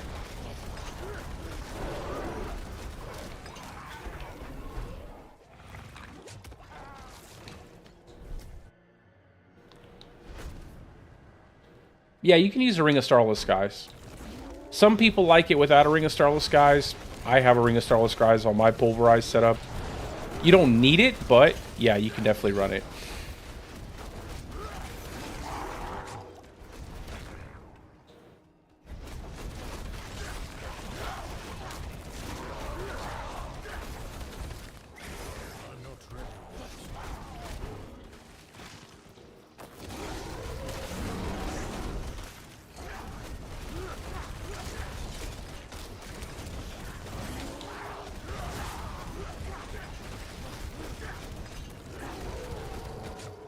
Yo, could you guys imagine if they left Changeling's Death the way it was? Where you could just stack out poison with wind shear and then hit a pulverize on, like, oh my, or even a maul. Like, it would be crazy the amount of damage you would be able to do. I almost wish they would put it back the way it was. That'd be pretty fun. Try on like a Changeling's Death build.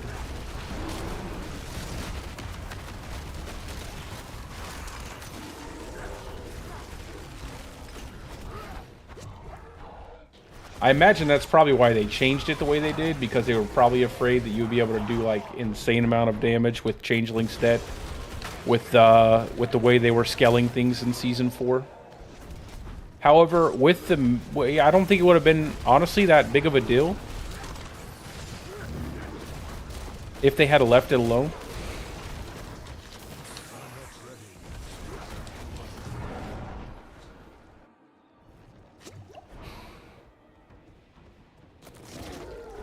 Not the stinky wolf again.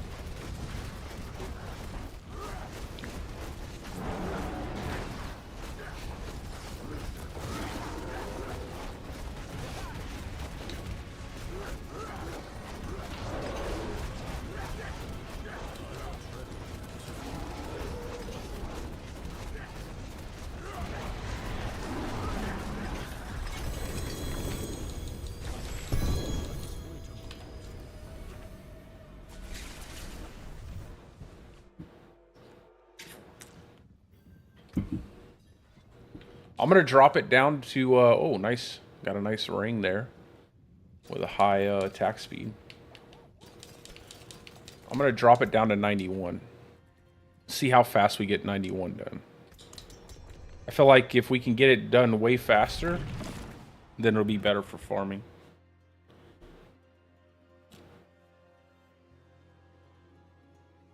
My pulverized build is in the link below my the stream. I always put all my links up. Mine's a little bit different than everybody else's. I use shapeshift glyph, and I always weave in a basic attack between all the pulverized hits. Most people stack out earth critical strike chance on their tempering, so just be aware of that. Like, if you would prefer, just go earth crit chance, earth skill crit chance, and then everything else is exactly the same.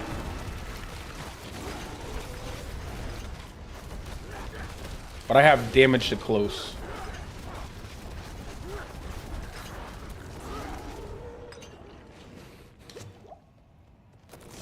Yeah, no problem. Yeah, I'll be making, once I have the official patch notes too, I'll make a landslide, companion, and pulverized build that I'll put out. And then I'll make the official build videos once I can actually get into the content. But I'll have them all set up, and I'll have, and I'll go ahead and put those, I'll make them public so people can look at them. I don't think much will change once I actually get to play versus like what I'm gonna have like starting off. I mean, landslide's pretty straightforward. There really isn't too many ways. You can either go, you know, dedicated landslide setup with werebear, or you can use like a Nature's Fury setup if they don't fix Earthbreaker Ring. And then everything else, there really isn't going to be much of a change. The only thing that's going to change is the fact that we'll be able to use more skills. So we'll be able to have like an ultimate now. We'll be able to use different, you know, defensive skills or wrath skills. So that is very nice.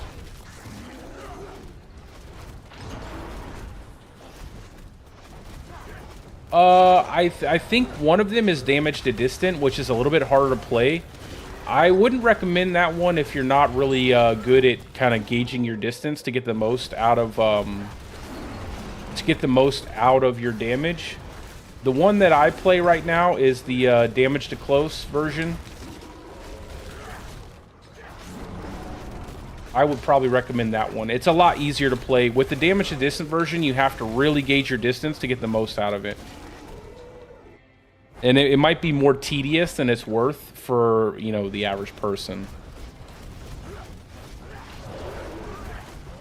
I mean, theoretically, it'd be the highest end damage you could get, but again, like, you'd have to be really good at gauging your distance.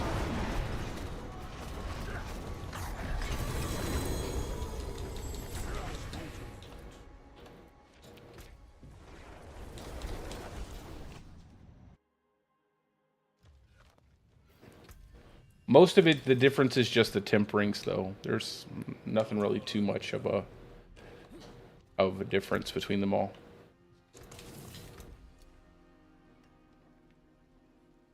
Got attack speed, willpower. I'm just gonna spend my obels real fast.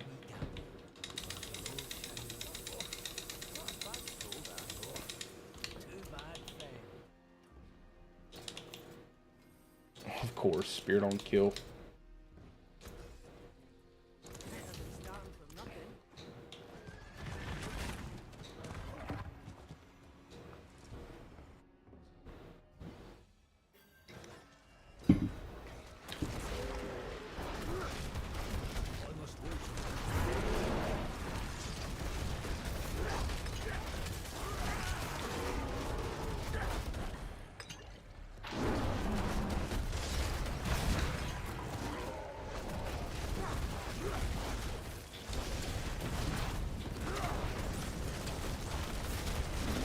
Stupid armor. There we go.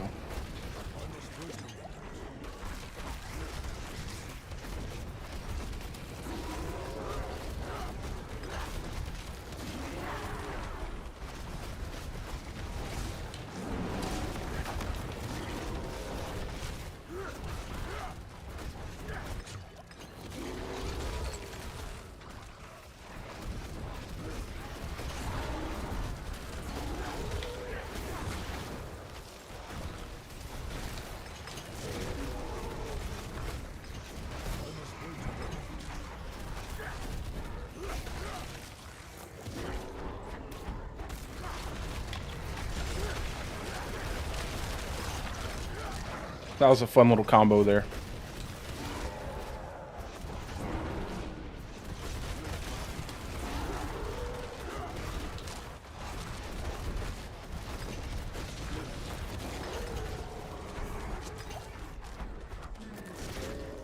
Man, if I did not have to spam this stupid maul just to get the Bestial Rampage up, I'd like to just be able to swap right into Werebear. Bang. Get Bestial Rampage.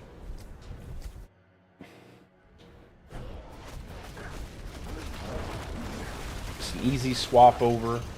Watch out the poison, man.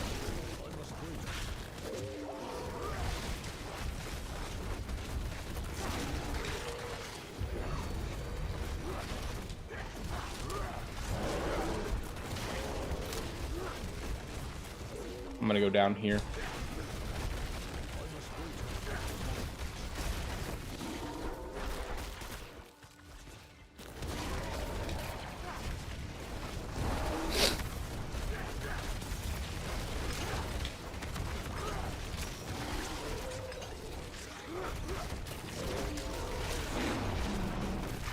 Yeah, this extra damage reduction from Shaco is really, really paying off.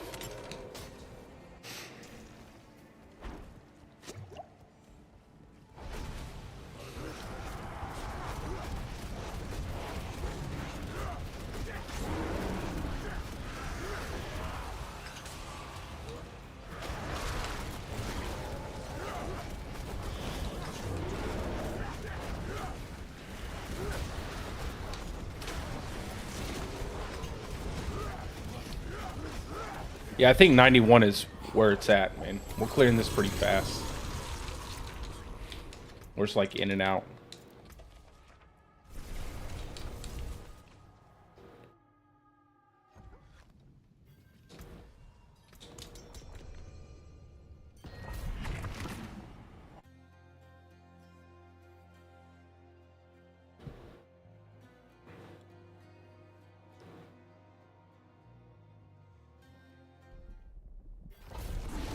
Do like a couple more, and then I'll take a second to upgrade my stuff.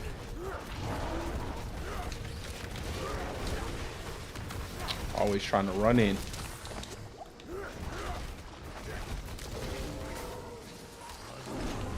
Jeez.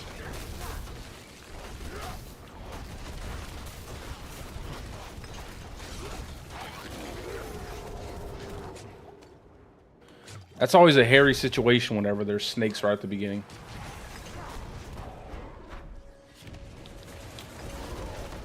It's like I haven't had enough time to build up my shield. So I'm sitting here dodging around, hitting health potions. Watch out behind you, bro. I'll go this way.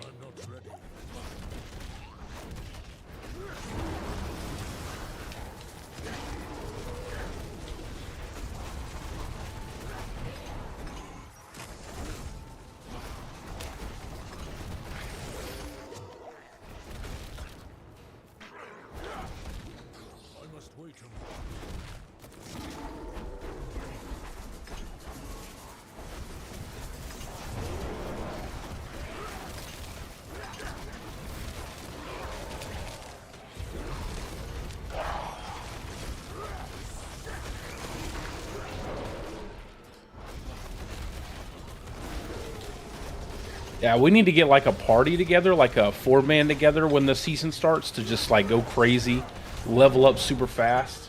I think that would be the best way to do it.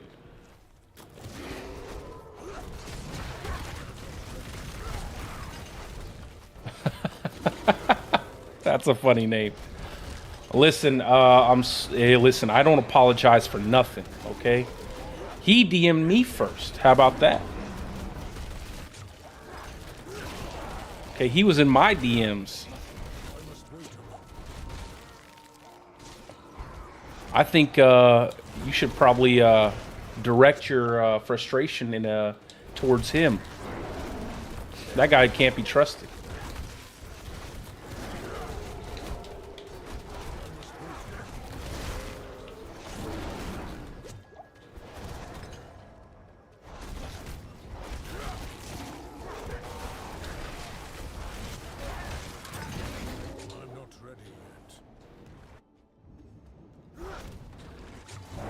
I knew you'd see it my way. I'm telling you, you gotta watch out.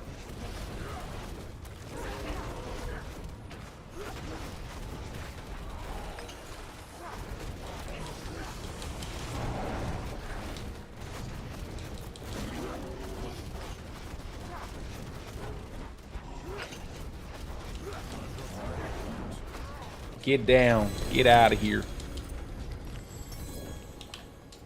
Bro, I gotta open up my door real quick. It's getting way too hot in here. I need better ventilation. Wait.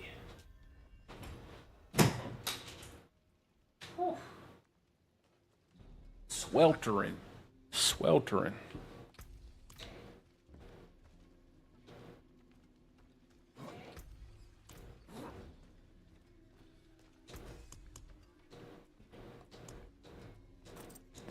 We'll just do one on everything. Why not?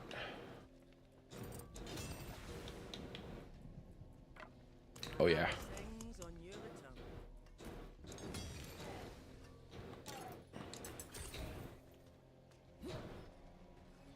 I find it so weird that you don't get the 5% increase on the crits.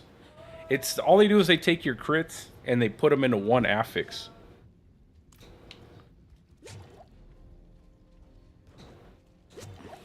It'd be nice if they gave you that 5% on every single roll, and then that way the crit really felt like it was a big increase, right?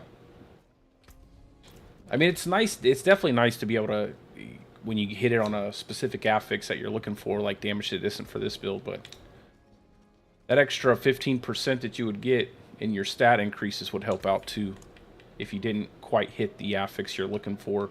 And you didn't feel like spending billions of gold to reset everything.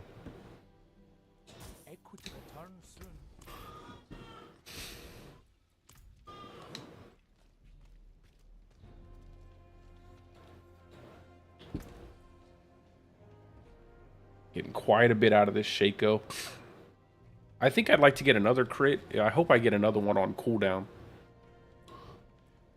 Cooldown or HP would be nice. I don't really care too much about the stats. That'd be fine, but... And then obviously not another one on quick shift. I wouldn't get anything out of that. It's like 56. That's crazy. Imagine if I got lucky, had a greater affix, and hit 2 crits.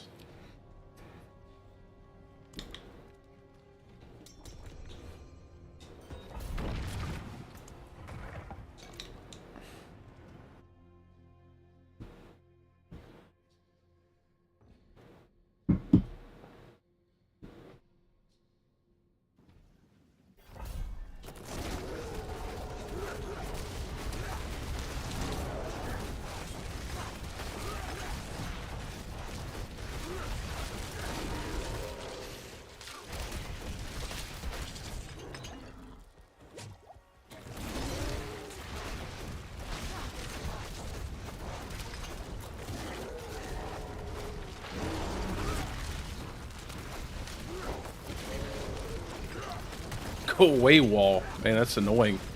I'm telling you, they should really change that, man. Every single area on the wall should be targetable, not just like one little tiny area. It never seems like those spawn correctly. It's like rarely do they ever just spawn in the horseshoe shape. They just always spawn in this crazy, weird stacking wall setup where you can't really hit it, like hit the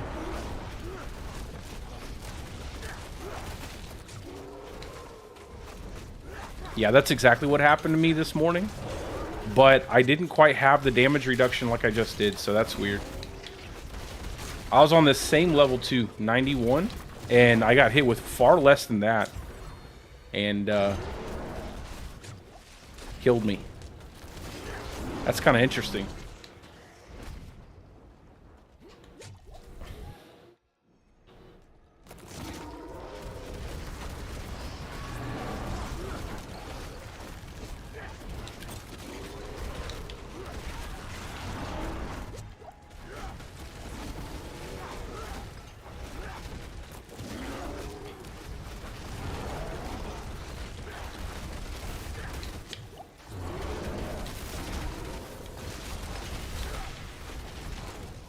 I don't know how to get the,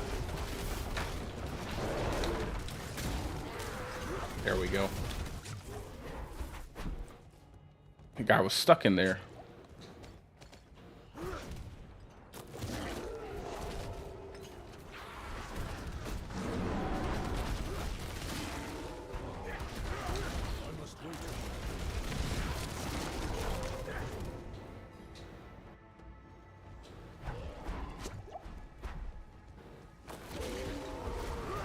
Hey, we've gotten her a couple times in a row.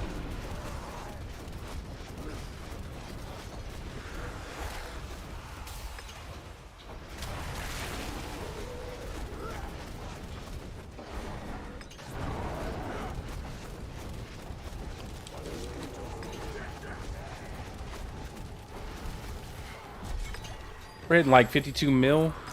I was up to 60. I was up to like 63 mil per tick when I really got the stacks up there. So hopefully we can get back there. I'd like to get back there with having this much DR. I think getting over 60 mil is like really important.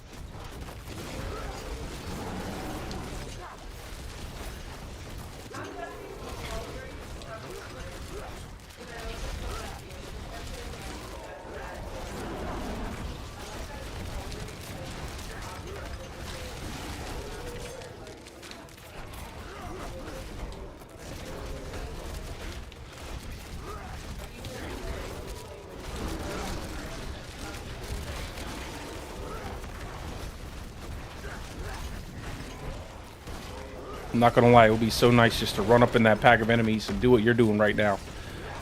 Instead of having to sit back here. Sit in the bleachers.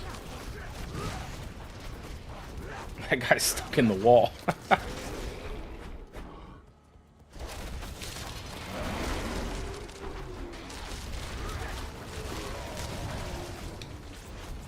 Yeah, mine doesn't use tempering to, or a crit. That's why I said if you want to use tempering for earth crit chance, you can go ahead and use that instead. I like to get my crit chance like set up to where I'm using like shapeshift glyph to hit cap, so that way I can run different affixes instead of just running crit chance. But the easiest way to do it is probably just to stack out crit chance. So just change those damage to close to crit chance rolls if you want to, and you'll probably be fine. You won't have to run the shapeshift glyph then. You could probably run something different.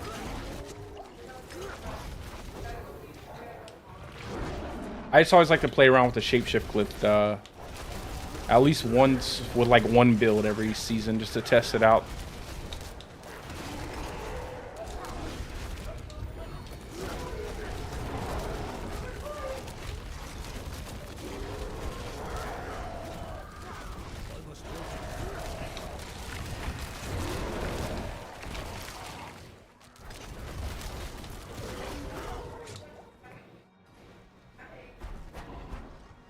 Oh yeah, you should be able to get right through 101s, man.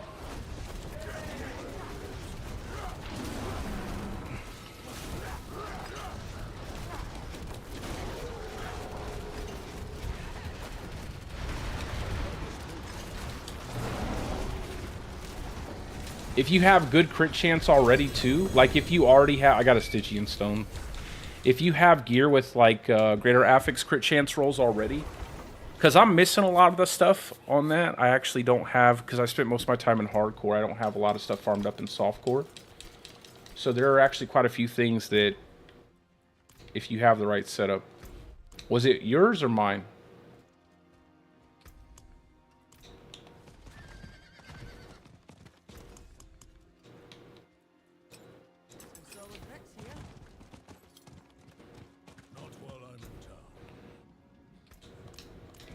Yours or mine? Mine?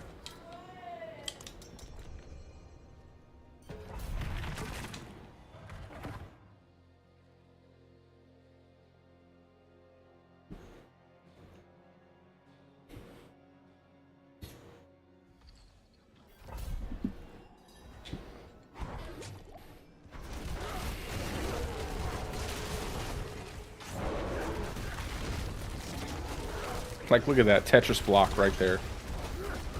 Beautiful wall.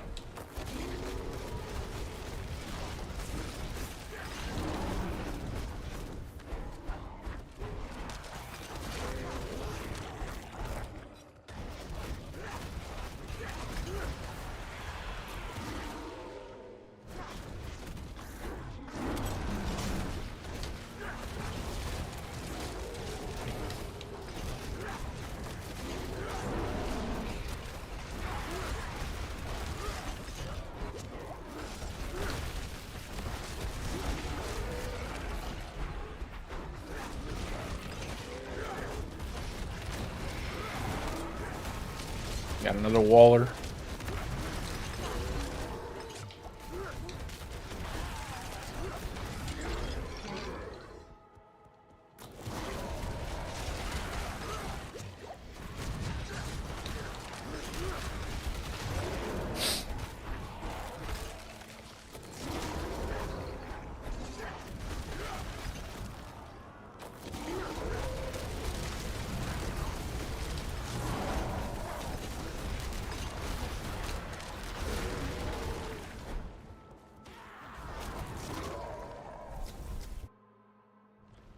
Wait a moment.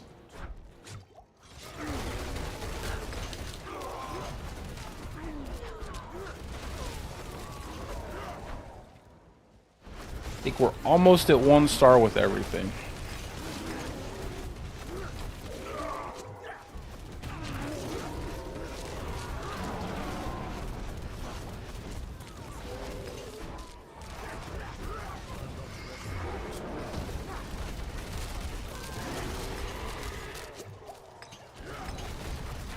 Yeah, I think they should go ahead and make that change next season. Just to let people get the same amount of rewards for completing these.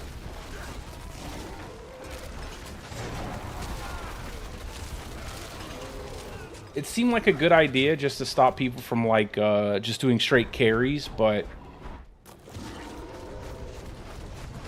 now it just feels it seems like everybody's clearing like 101 with a decent build, so it would be nice if we could just all of us get the same amount of rewards.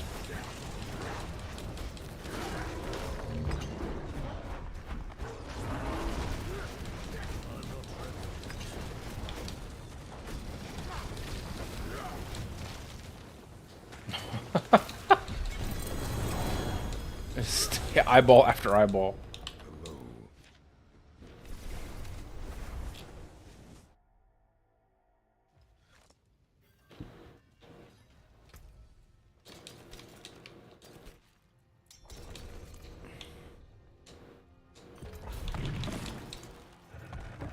Let's go ahead and use this attack speed. I think the added attack speed will be better.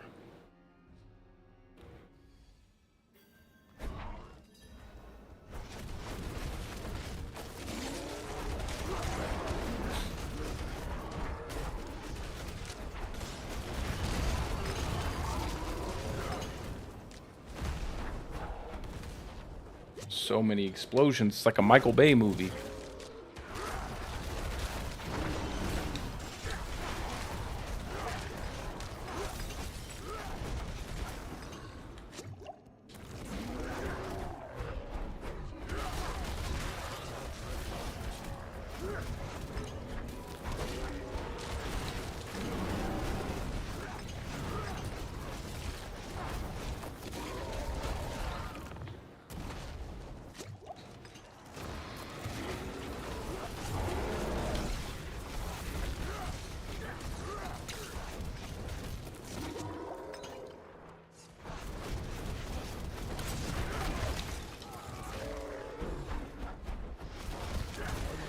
Hey, what's up, Mike? How you doing, my man? We are just farming some pit. I have to re-level the gear on this character because I kind of died on my other character. So that's why we're doing some pit farming. I was almost done. I was one piece of gear away. But that's okay because I wanted to try out a Shaco. I was trying out Andariel's on this setup, but then I wanted to try Shaco. Kind of like Shaco. Feels pretty good. That damage reduction is nice. So we are in the pit for eternity.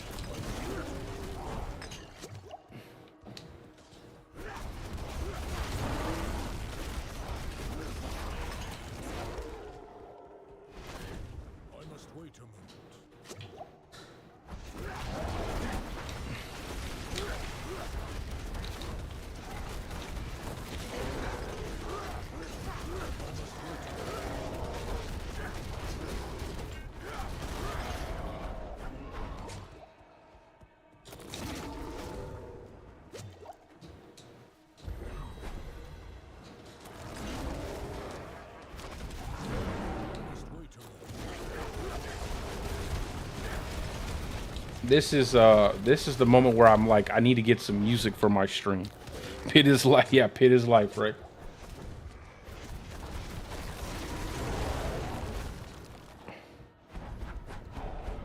Look how fast I'm smacking with that maul. Den mother? Yeah.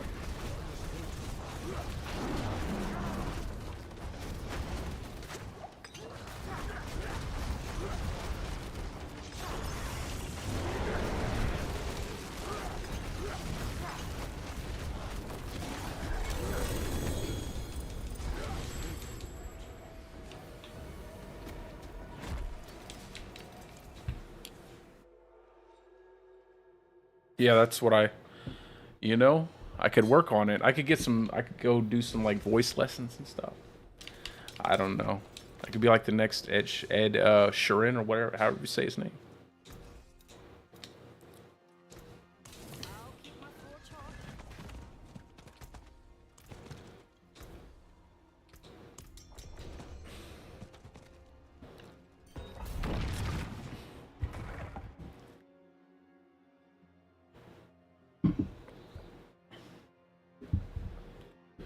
Probably more like the next jelly roll, though. I ain't that big, though.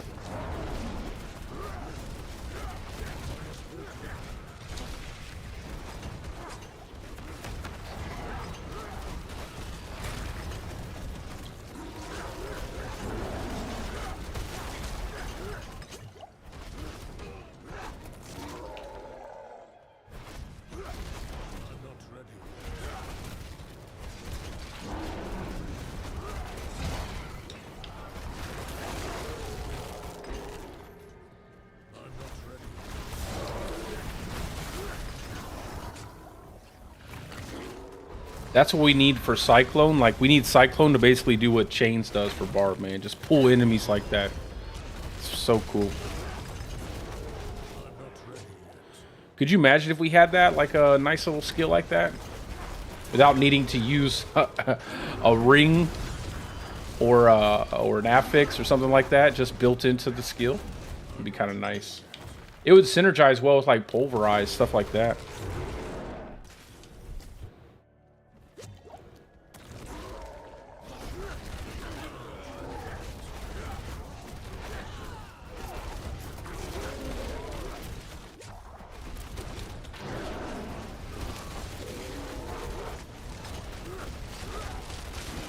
Actually would just synergize well with everything. Like, you just Cyclone Boulder, bro, anything. Yo, I would love for to be able to just make a pure boulder build.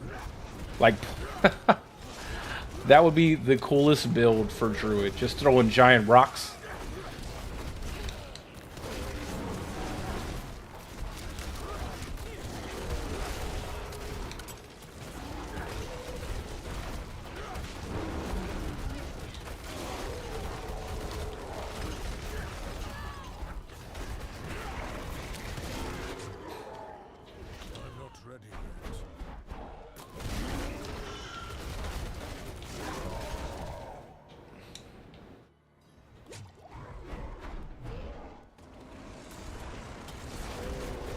Oh yeah, the cow. Yo, remember remember all the people making videos? Remember all the people making videos for the cow level, and that just like dried up all of a sudden.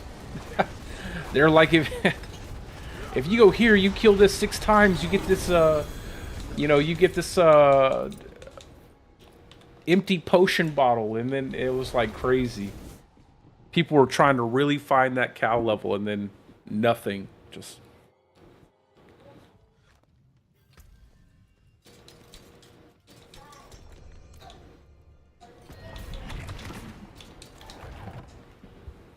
I have 2 Stygian stones. If you still need to farm up Zur. If not, I'm gonna sell them. Yeah, man, there were those that they were interesting, man. They were really looking for that cow level like crazy, and then nothing.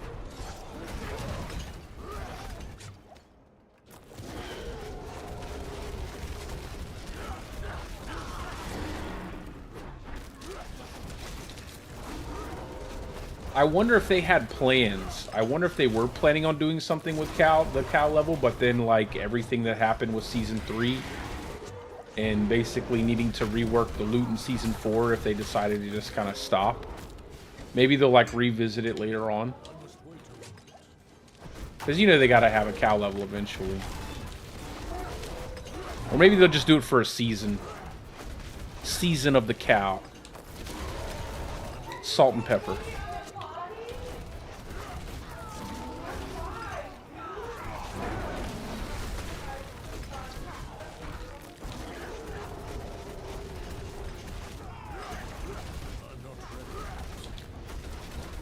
That's what'll do it for you. You'll be like, I gotta play it now. It's mandatory.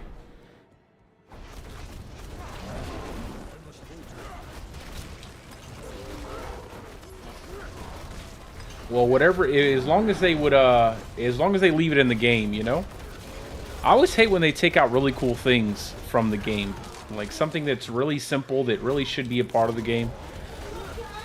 Like, I know a lot of people are saying the mine cages need to be back in the game. They should not take those out. I agree too. They should definitely not take out the mine cages. They need to leave the mine cages in the game. They need to leave...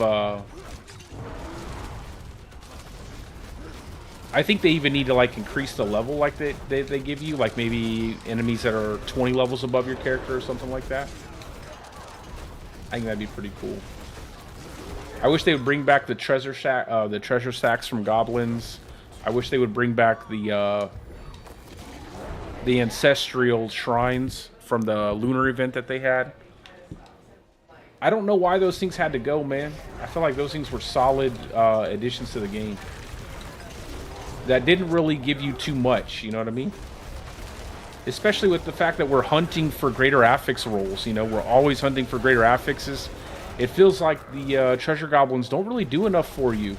Like, you get something every now and again, but it would be nice if they had just a little bit more to offer you when you killed those things.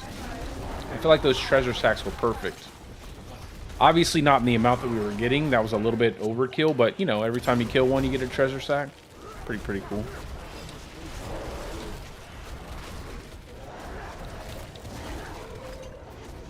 Oh, yeah, the Goblin Vault would be really cool. That'd be pretty dope.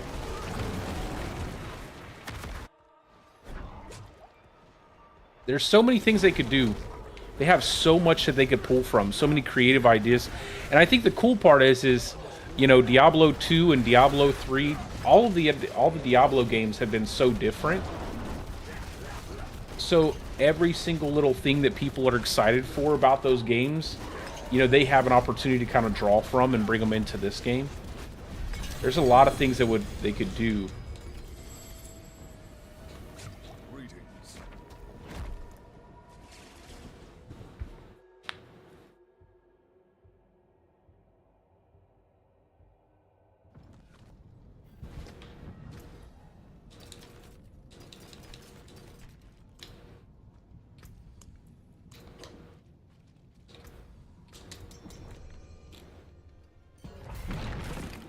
Man, hopefully on these rank 12s I get a lucky crit or something. Because I'd like to reset my weapon and try to get the double crit on the weapon.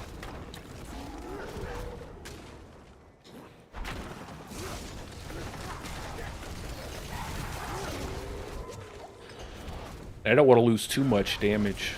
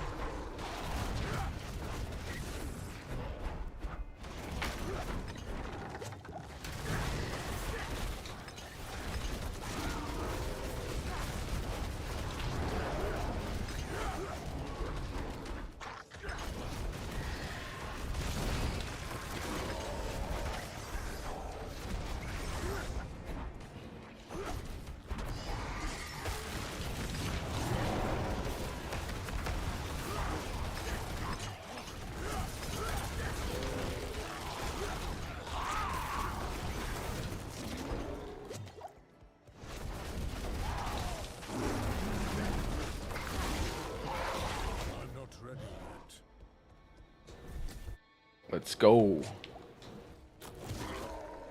Only 99 more to go. I don't know.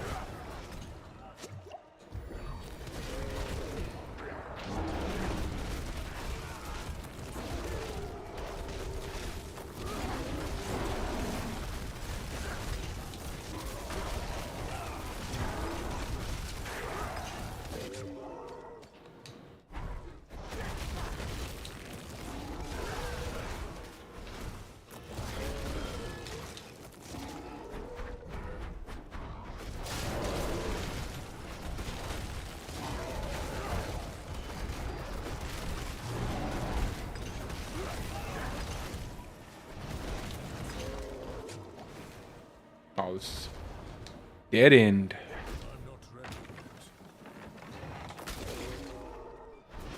Did you kill everything down here?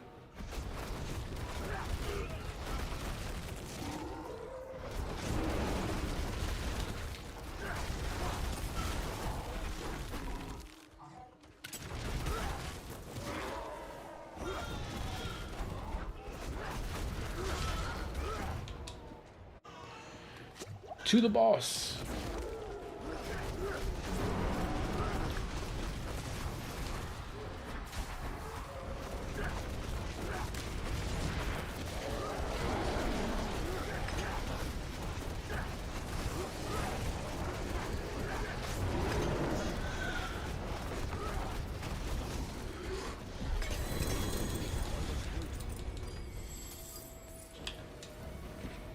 That was pretty quick.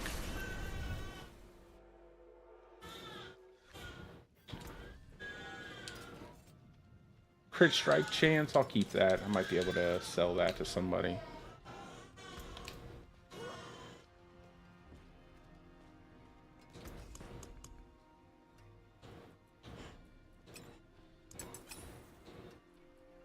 We gotta do our Shaco, right? It's like a mandatory to do the Shaco first.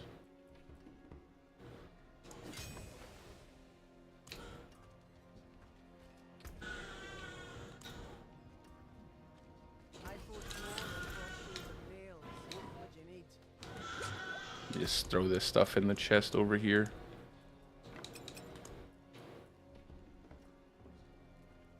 Actually, that staff isn't really that good because I can't. Crit damage is not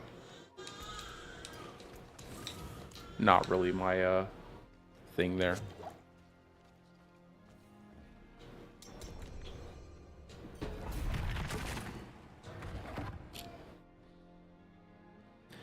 Yeah, hopefully we get a good second crit on that cooldown.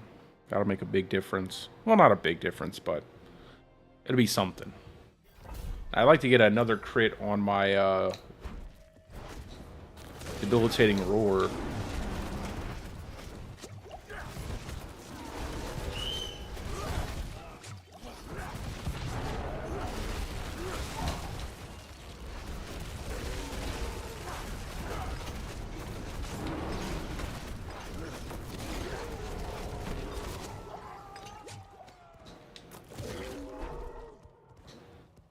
I'm coming. There was a pack all the way back here.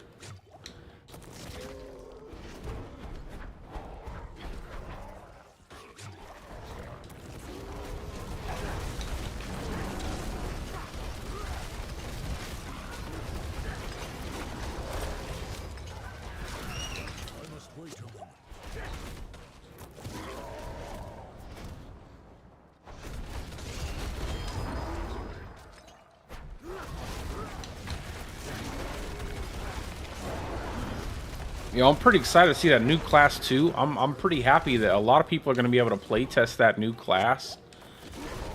That's going to be pretty interesting to see how that thing, how well that class functions.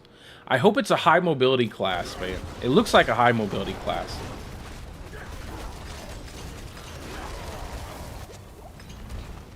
It looks like something that I enjoy playing.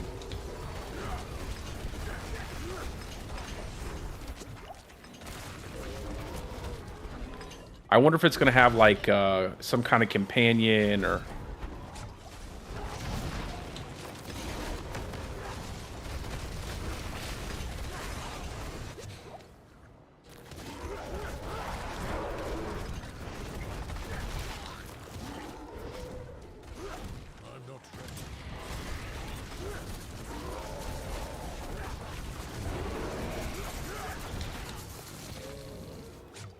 That was fast.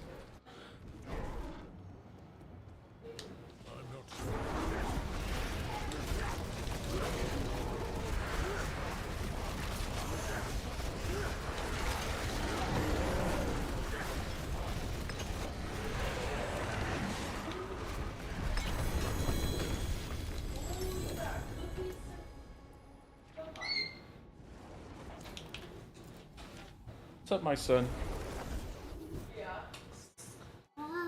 How you doing? Make cookies? Yeah, from scratch. Because that's what my girl wants. She makes like candies with like chocolate, strawberries, cherries, fudge, and I go and help her. Some water? And then it's like the next 8 I'm all in it. After the third day, I'm like, okay, are you good? Yeah.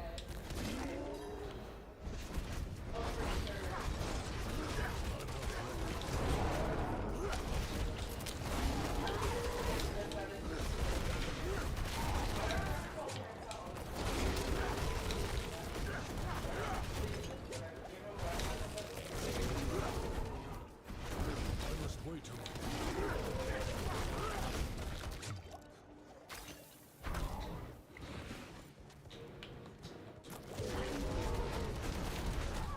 Nothing. Nothing in there.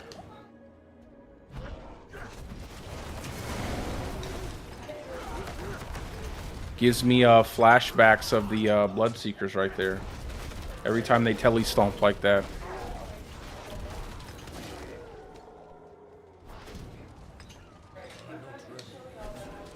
Oh, almost ran right into that explosion.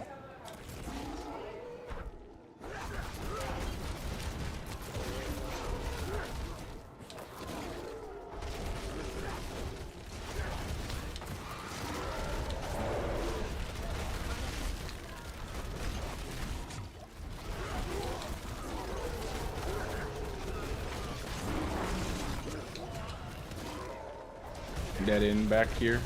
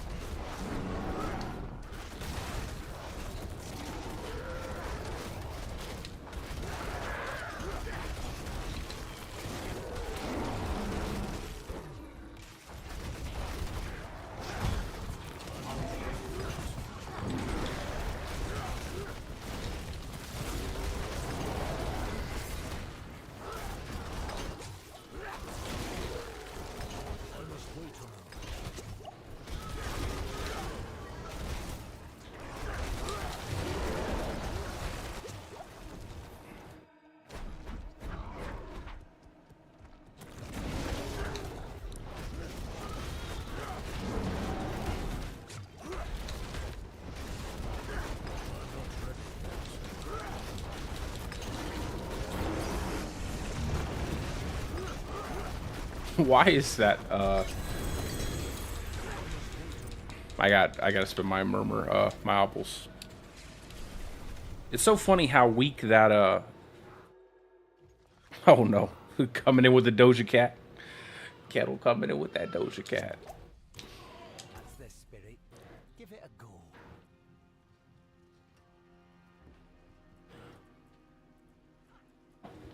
I just seen that, by the way.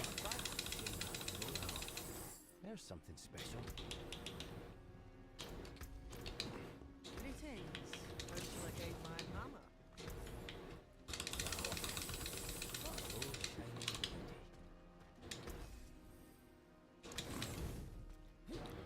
All right, brother. Let's see. All right. My hammer sings on you. Let's see if we get lucky. Let's go ahead and put these stones back in the chest.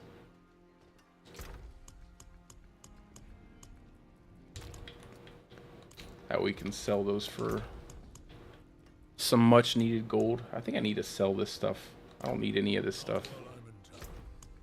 I'll put the Varshan mats up. I can usually sell those if I need it. That, the blood. The rest I can't really sell. More than horseshoes and nails. What do you need?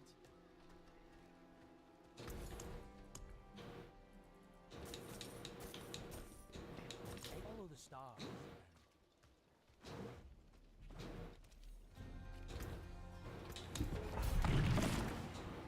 Let's just try to get that Shaco up there. Just 5 runs.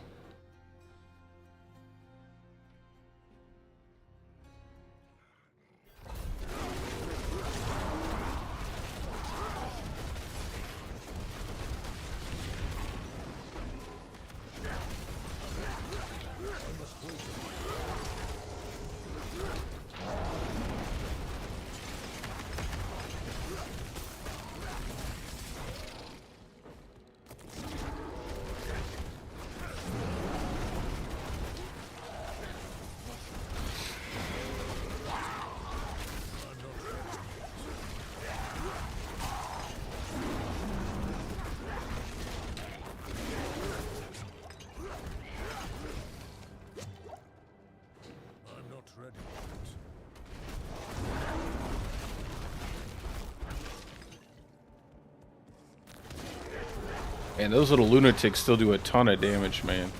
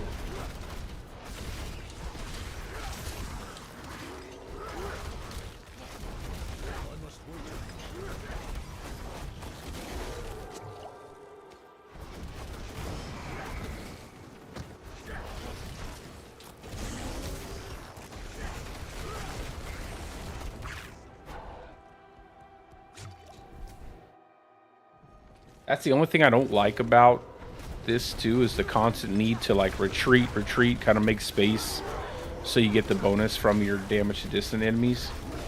I actually wanted to make a damage to close enemies version just because I think it would like feel better overall, but I don't. It's a pretty big investment. You'd have to build out a lot more survivability, I think.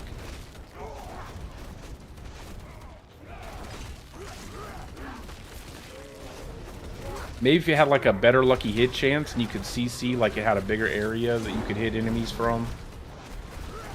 And it had a better lucky hit chance, so you get lots of freezes and stuff.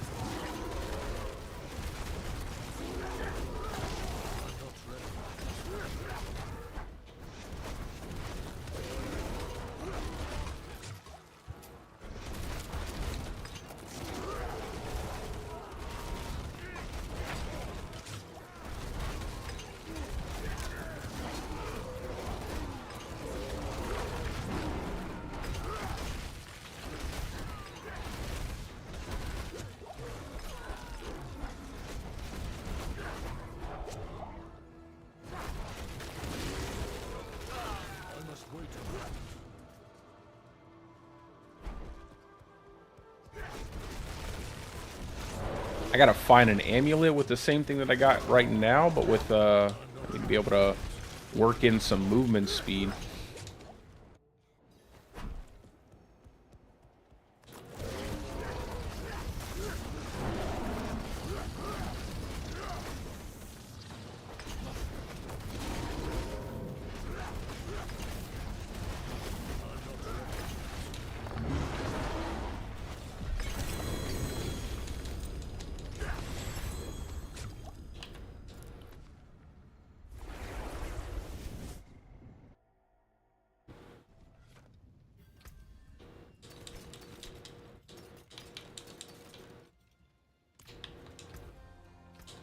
Back in.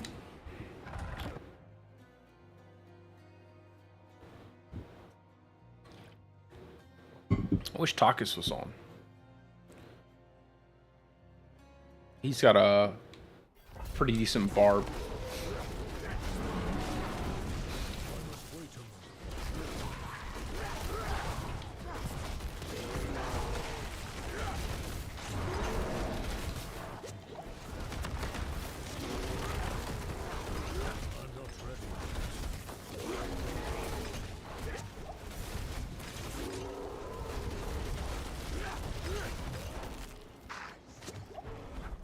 It's a good little beginning there. I'm glad I killed the Waller, because that would have sucked had that guy had walled me off with a bunch of lunatics or something.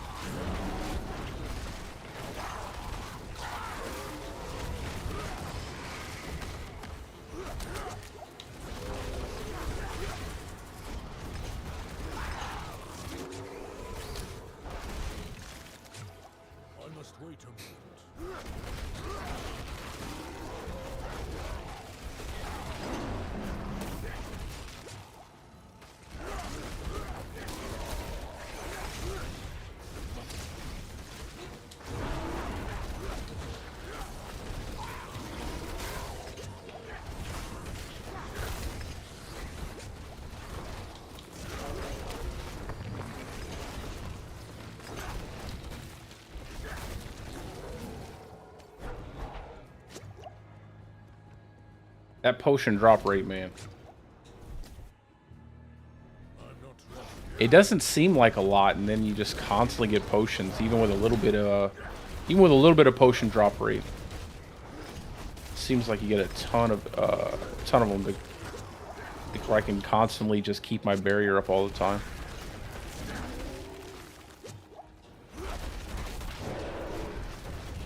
Although I'll have to be a little bit more careful when I start pushing into like maybe probably like tier 115, 120-ish. Just because the HP will be so high, I'll have to really make sure I don't spam too much, or I'll run out and I'll end up having to pour it out.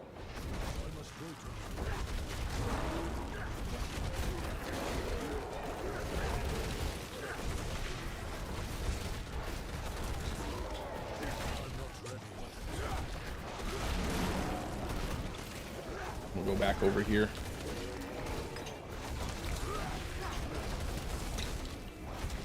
Oh, nice. Not nice.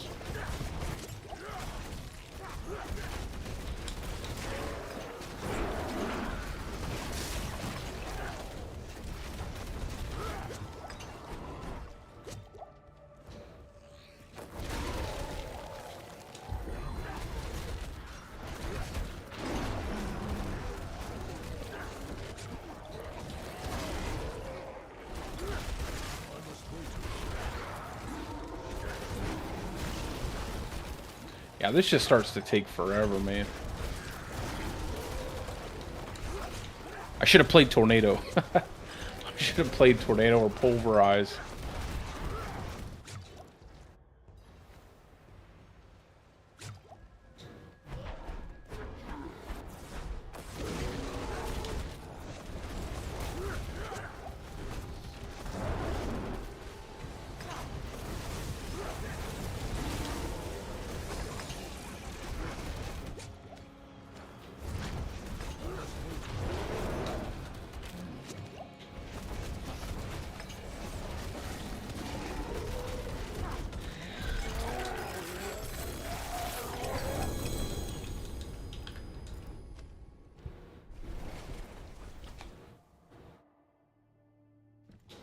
Oy, oy, oy.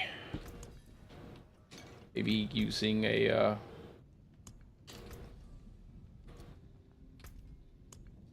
Holy Bolt will make it a little bit faster. 3 more. 3 more.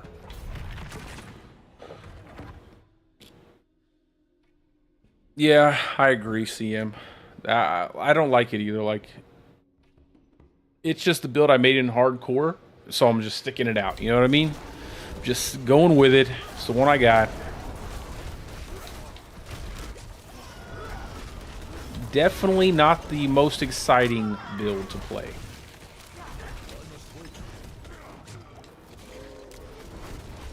It works, just not fun. Well, in my opinion, it's not fun. Some people really like it.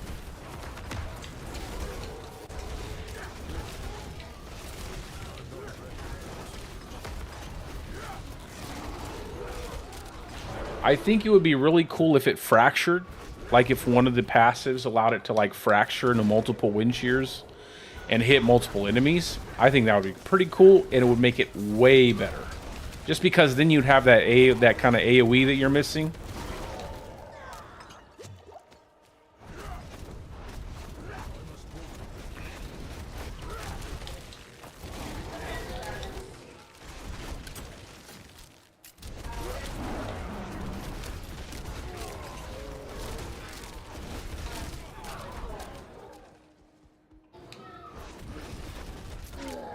Like, I could not imagine playing this in the...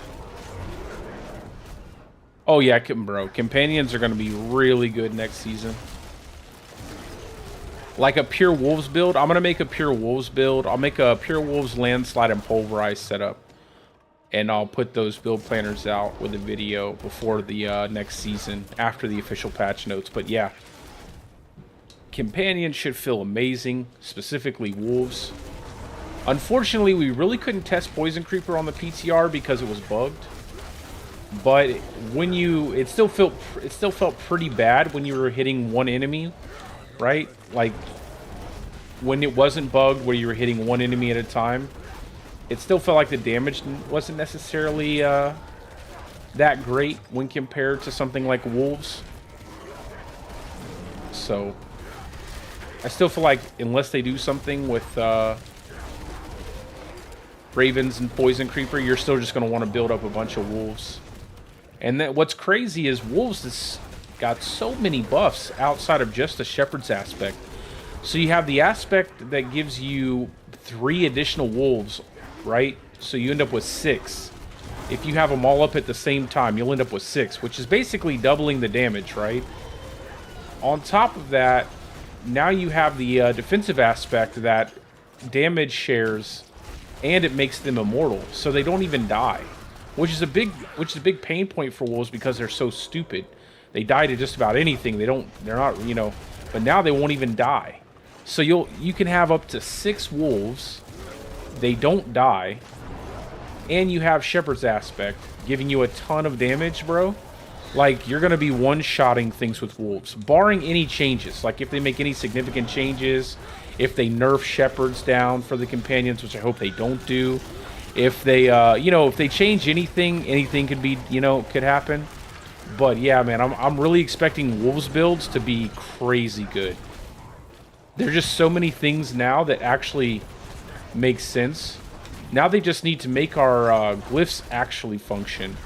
Or at least give us a tooltip to let us know, like, this doesn't work with companions, or this works with companions. You know what I'm saying? That way, it's not a guessing game. I feel like it just feels kind of bad when you're not sure what damage is working, what damage isn't working for your companions, and you're just kind of guessing.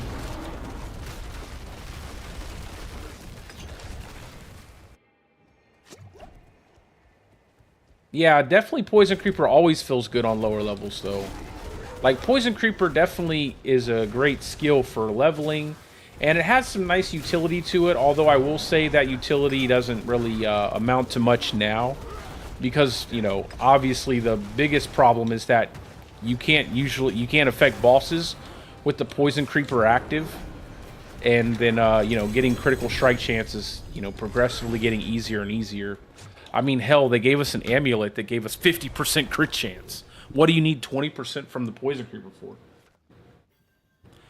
I agree with the AI. They definitely need to make the AI better for the wolves, but honestly, just the changes that they are making, I'm pretty happy with. Like, it's a step in the right direction. They are, like I said, they are pretty stupid. They will stand in, I don't know. They're not very aggressive.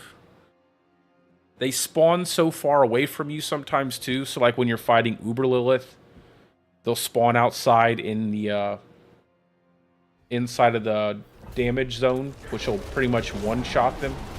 Thankfully, now they won't die with the aspect. And the aspect has a pretty hefty bonus to your damage reduction. It's like 17.5. It's like a pretty nice little bonus there. 17.5, I think, on just a normal piece of gear.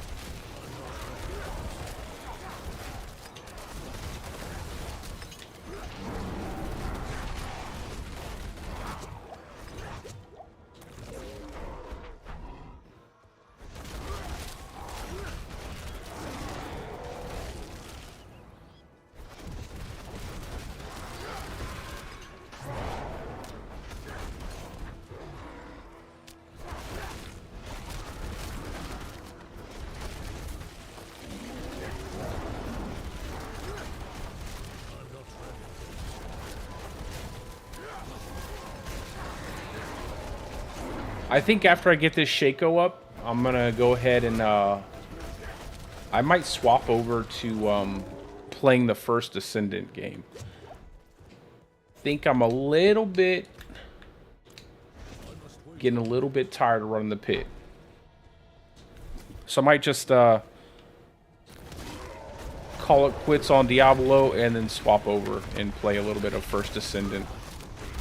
I'll have to set up a different stream though.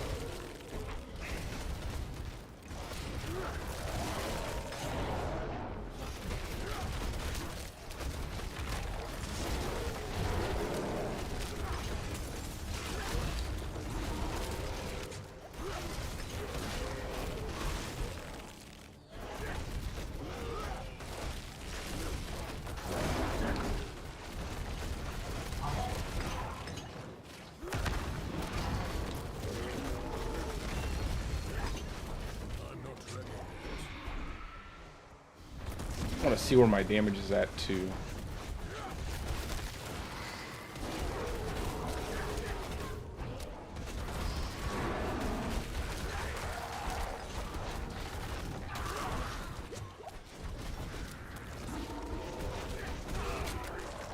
I would love to get that last crit on my amulet right on that damage to distance stat.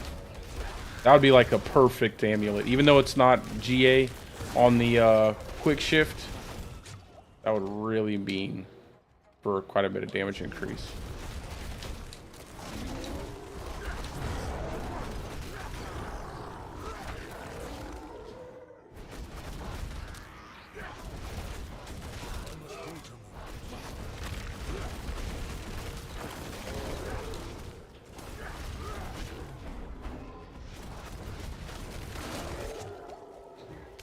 Almost done with this one. It takes like 5 minutes to do this. Even though enemies die really fast, they just... I might as well just run 101s, to be honest.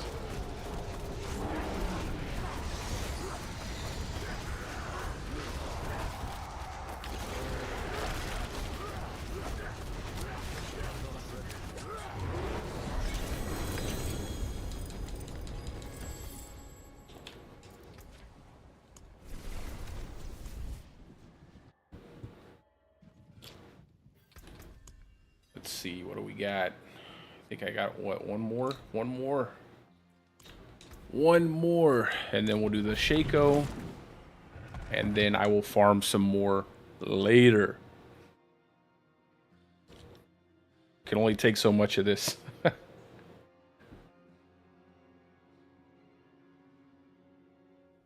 It'll be a lot easier when we have like 2 different game modes. I think the Infernal Horde mode will be really nice. Just to be able to swap back and forth. You get tired of doing the pit, you go to the Infernal Horde. Get tired of doing that, you just swap back and forth. That definitely suits my play style a lot more. I've never been a person to just want to grind.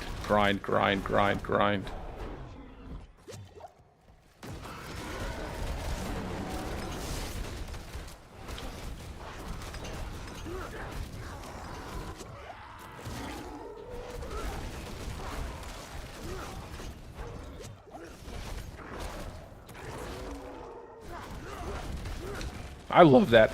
I love like there's, you know, terrain change, like level changes and stuff you can take advantage of in different areas in the map. Like different sections you can hit through walls or hit through a window, stuff like that. Yeah, that's pretty cool. It's one of the nice smaller aspects of the game that I think is pretty nice.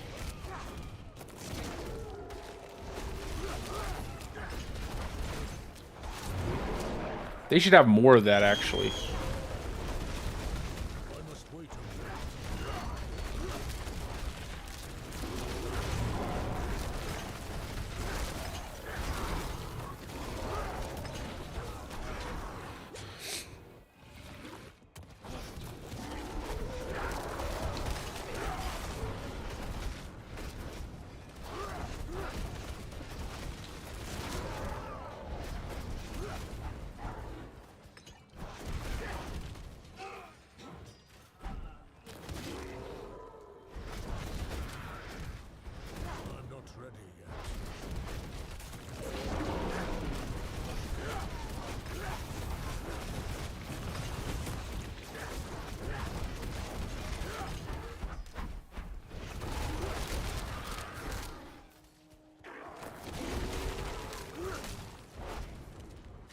On to the next area.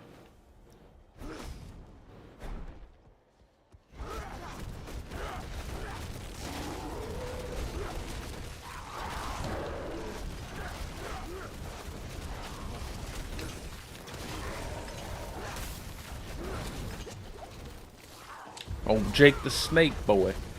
Snake Bliskin.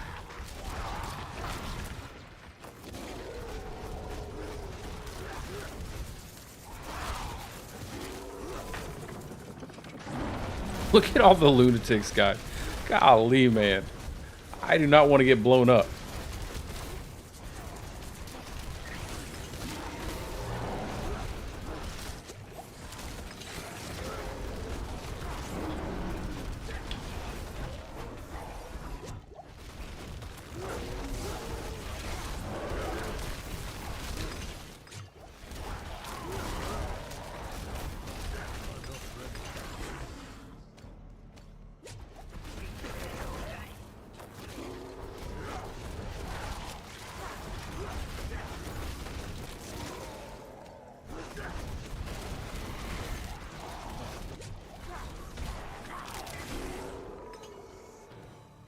Go.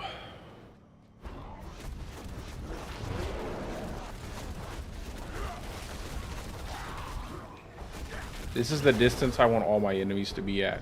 Just off the screen. So I can shoot them and not have to worry about getting hit by anything. I'm not ready.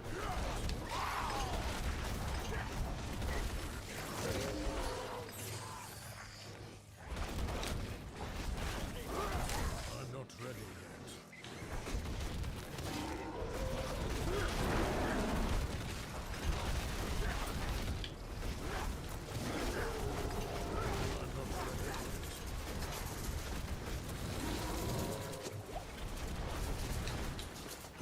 Oh, there we go. Let's get this last one.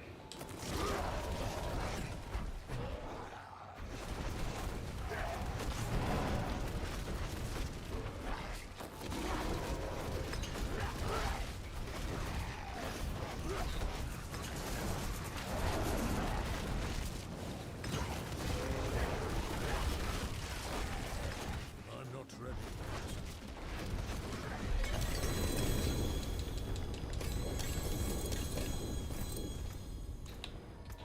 What did we get? A two-hander. Alright. Hopefully we get HP. HP or cooldown. But honestly, all the stats are pretty good on the Shaco. So, except for resource generation. No resource generation. We don't need that. So we have a pretty good chance of getting what we want. Or getting something useful. Let's see. No resource generation. There it is. Woohoo! Never fails. Never fails. Resource generation. Perfect. That's exactly what we didn't want. Awesome. Resource generation. Out of all those things it could have hit, resource generation had to be the one. I felt it. I felt like it. Maybe I jinxed myself, but I felt like that was going to be a thing there.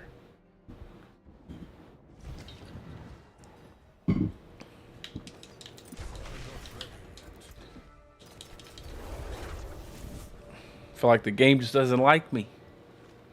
Resource generation, man. Come on.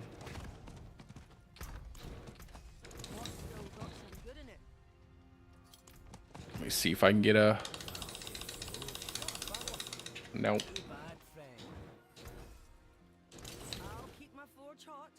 Alrighty, guys. That's going to be it for the Diablo 4 stream for the day. I am going to swap over to the First Descendant and try that game out. I just have to make up a whole nother stream. But anyway, guys, I'm going to be on the Pure Diablo podcast later tonight, and I will let you guys know whenever that episode drops. And then tomorrow I plan on playing some more of the First Descendant, and I will be continuously leveling up my gear pieces because I do plan on pushing the pit whenever Maxroll has the end of season leaderboards come out. But that's going to be it for the Diablo stream. So Thank you guys for stopping by. And like always, I hope you guys are having a great day or a great night, depending on wherever you're from. And peace out, guys. I will see you in the next one.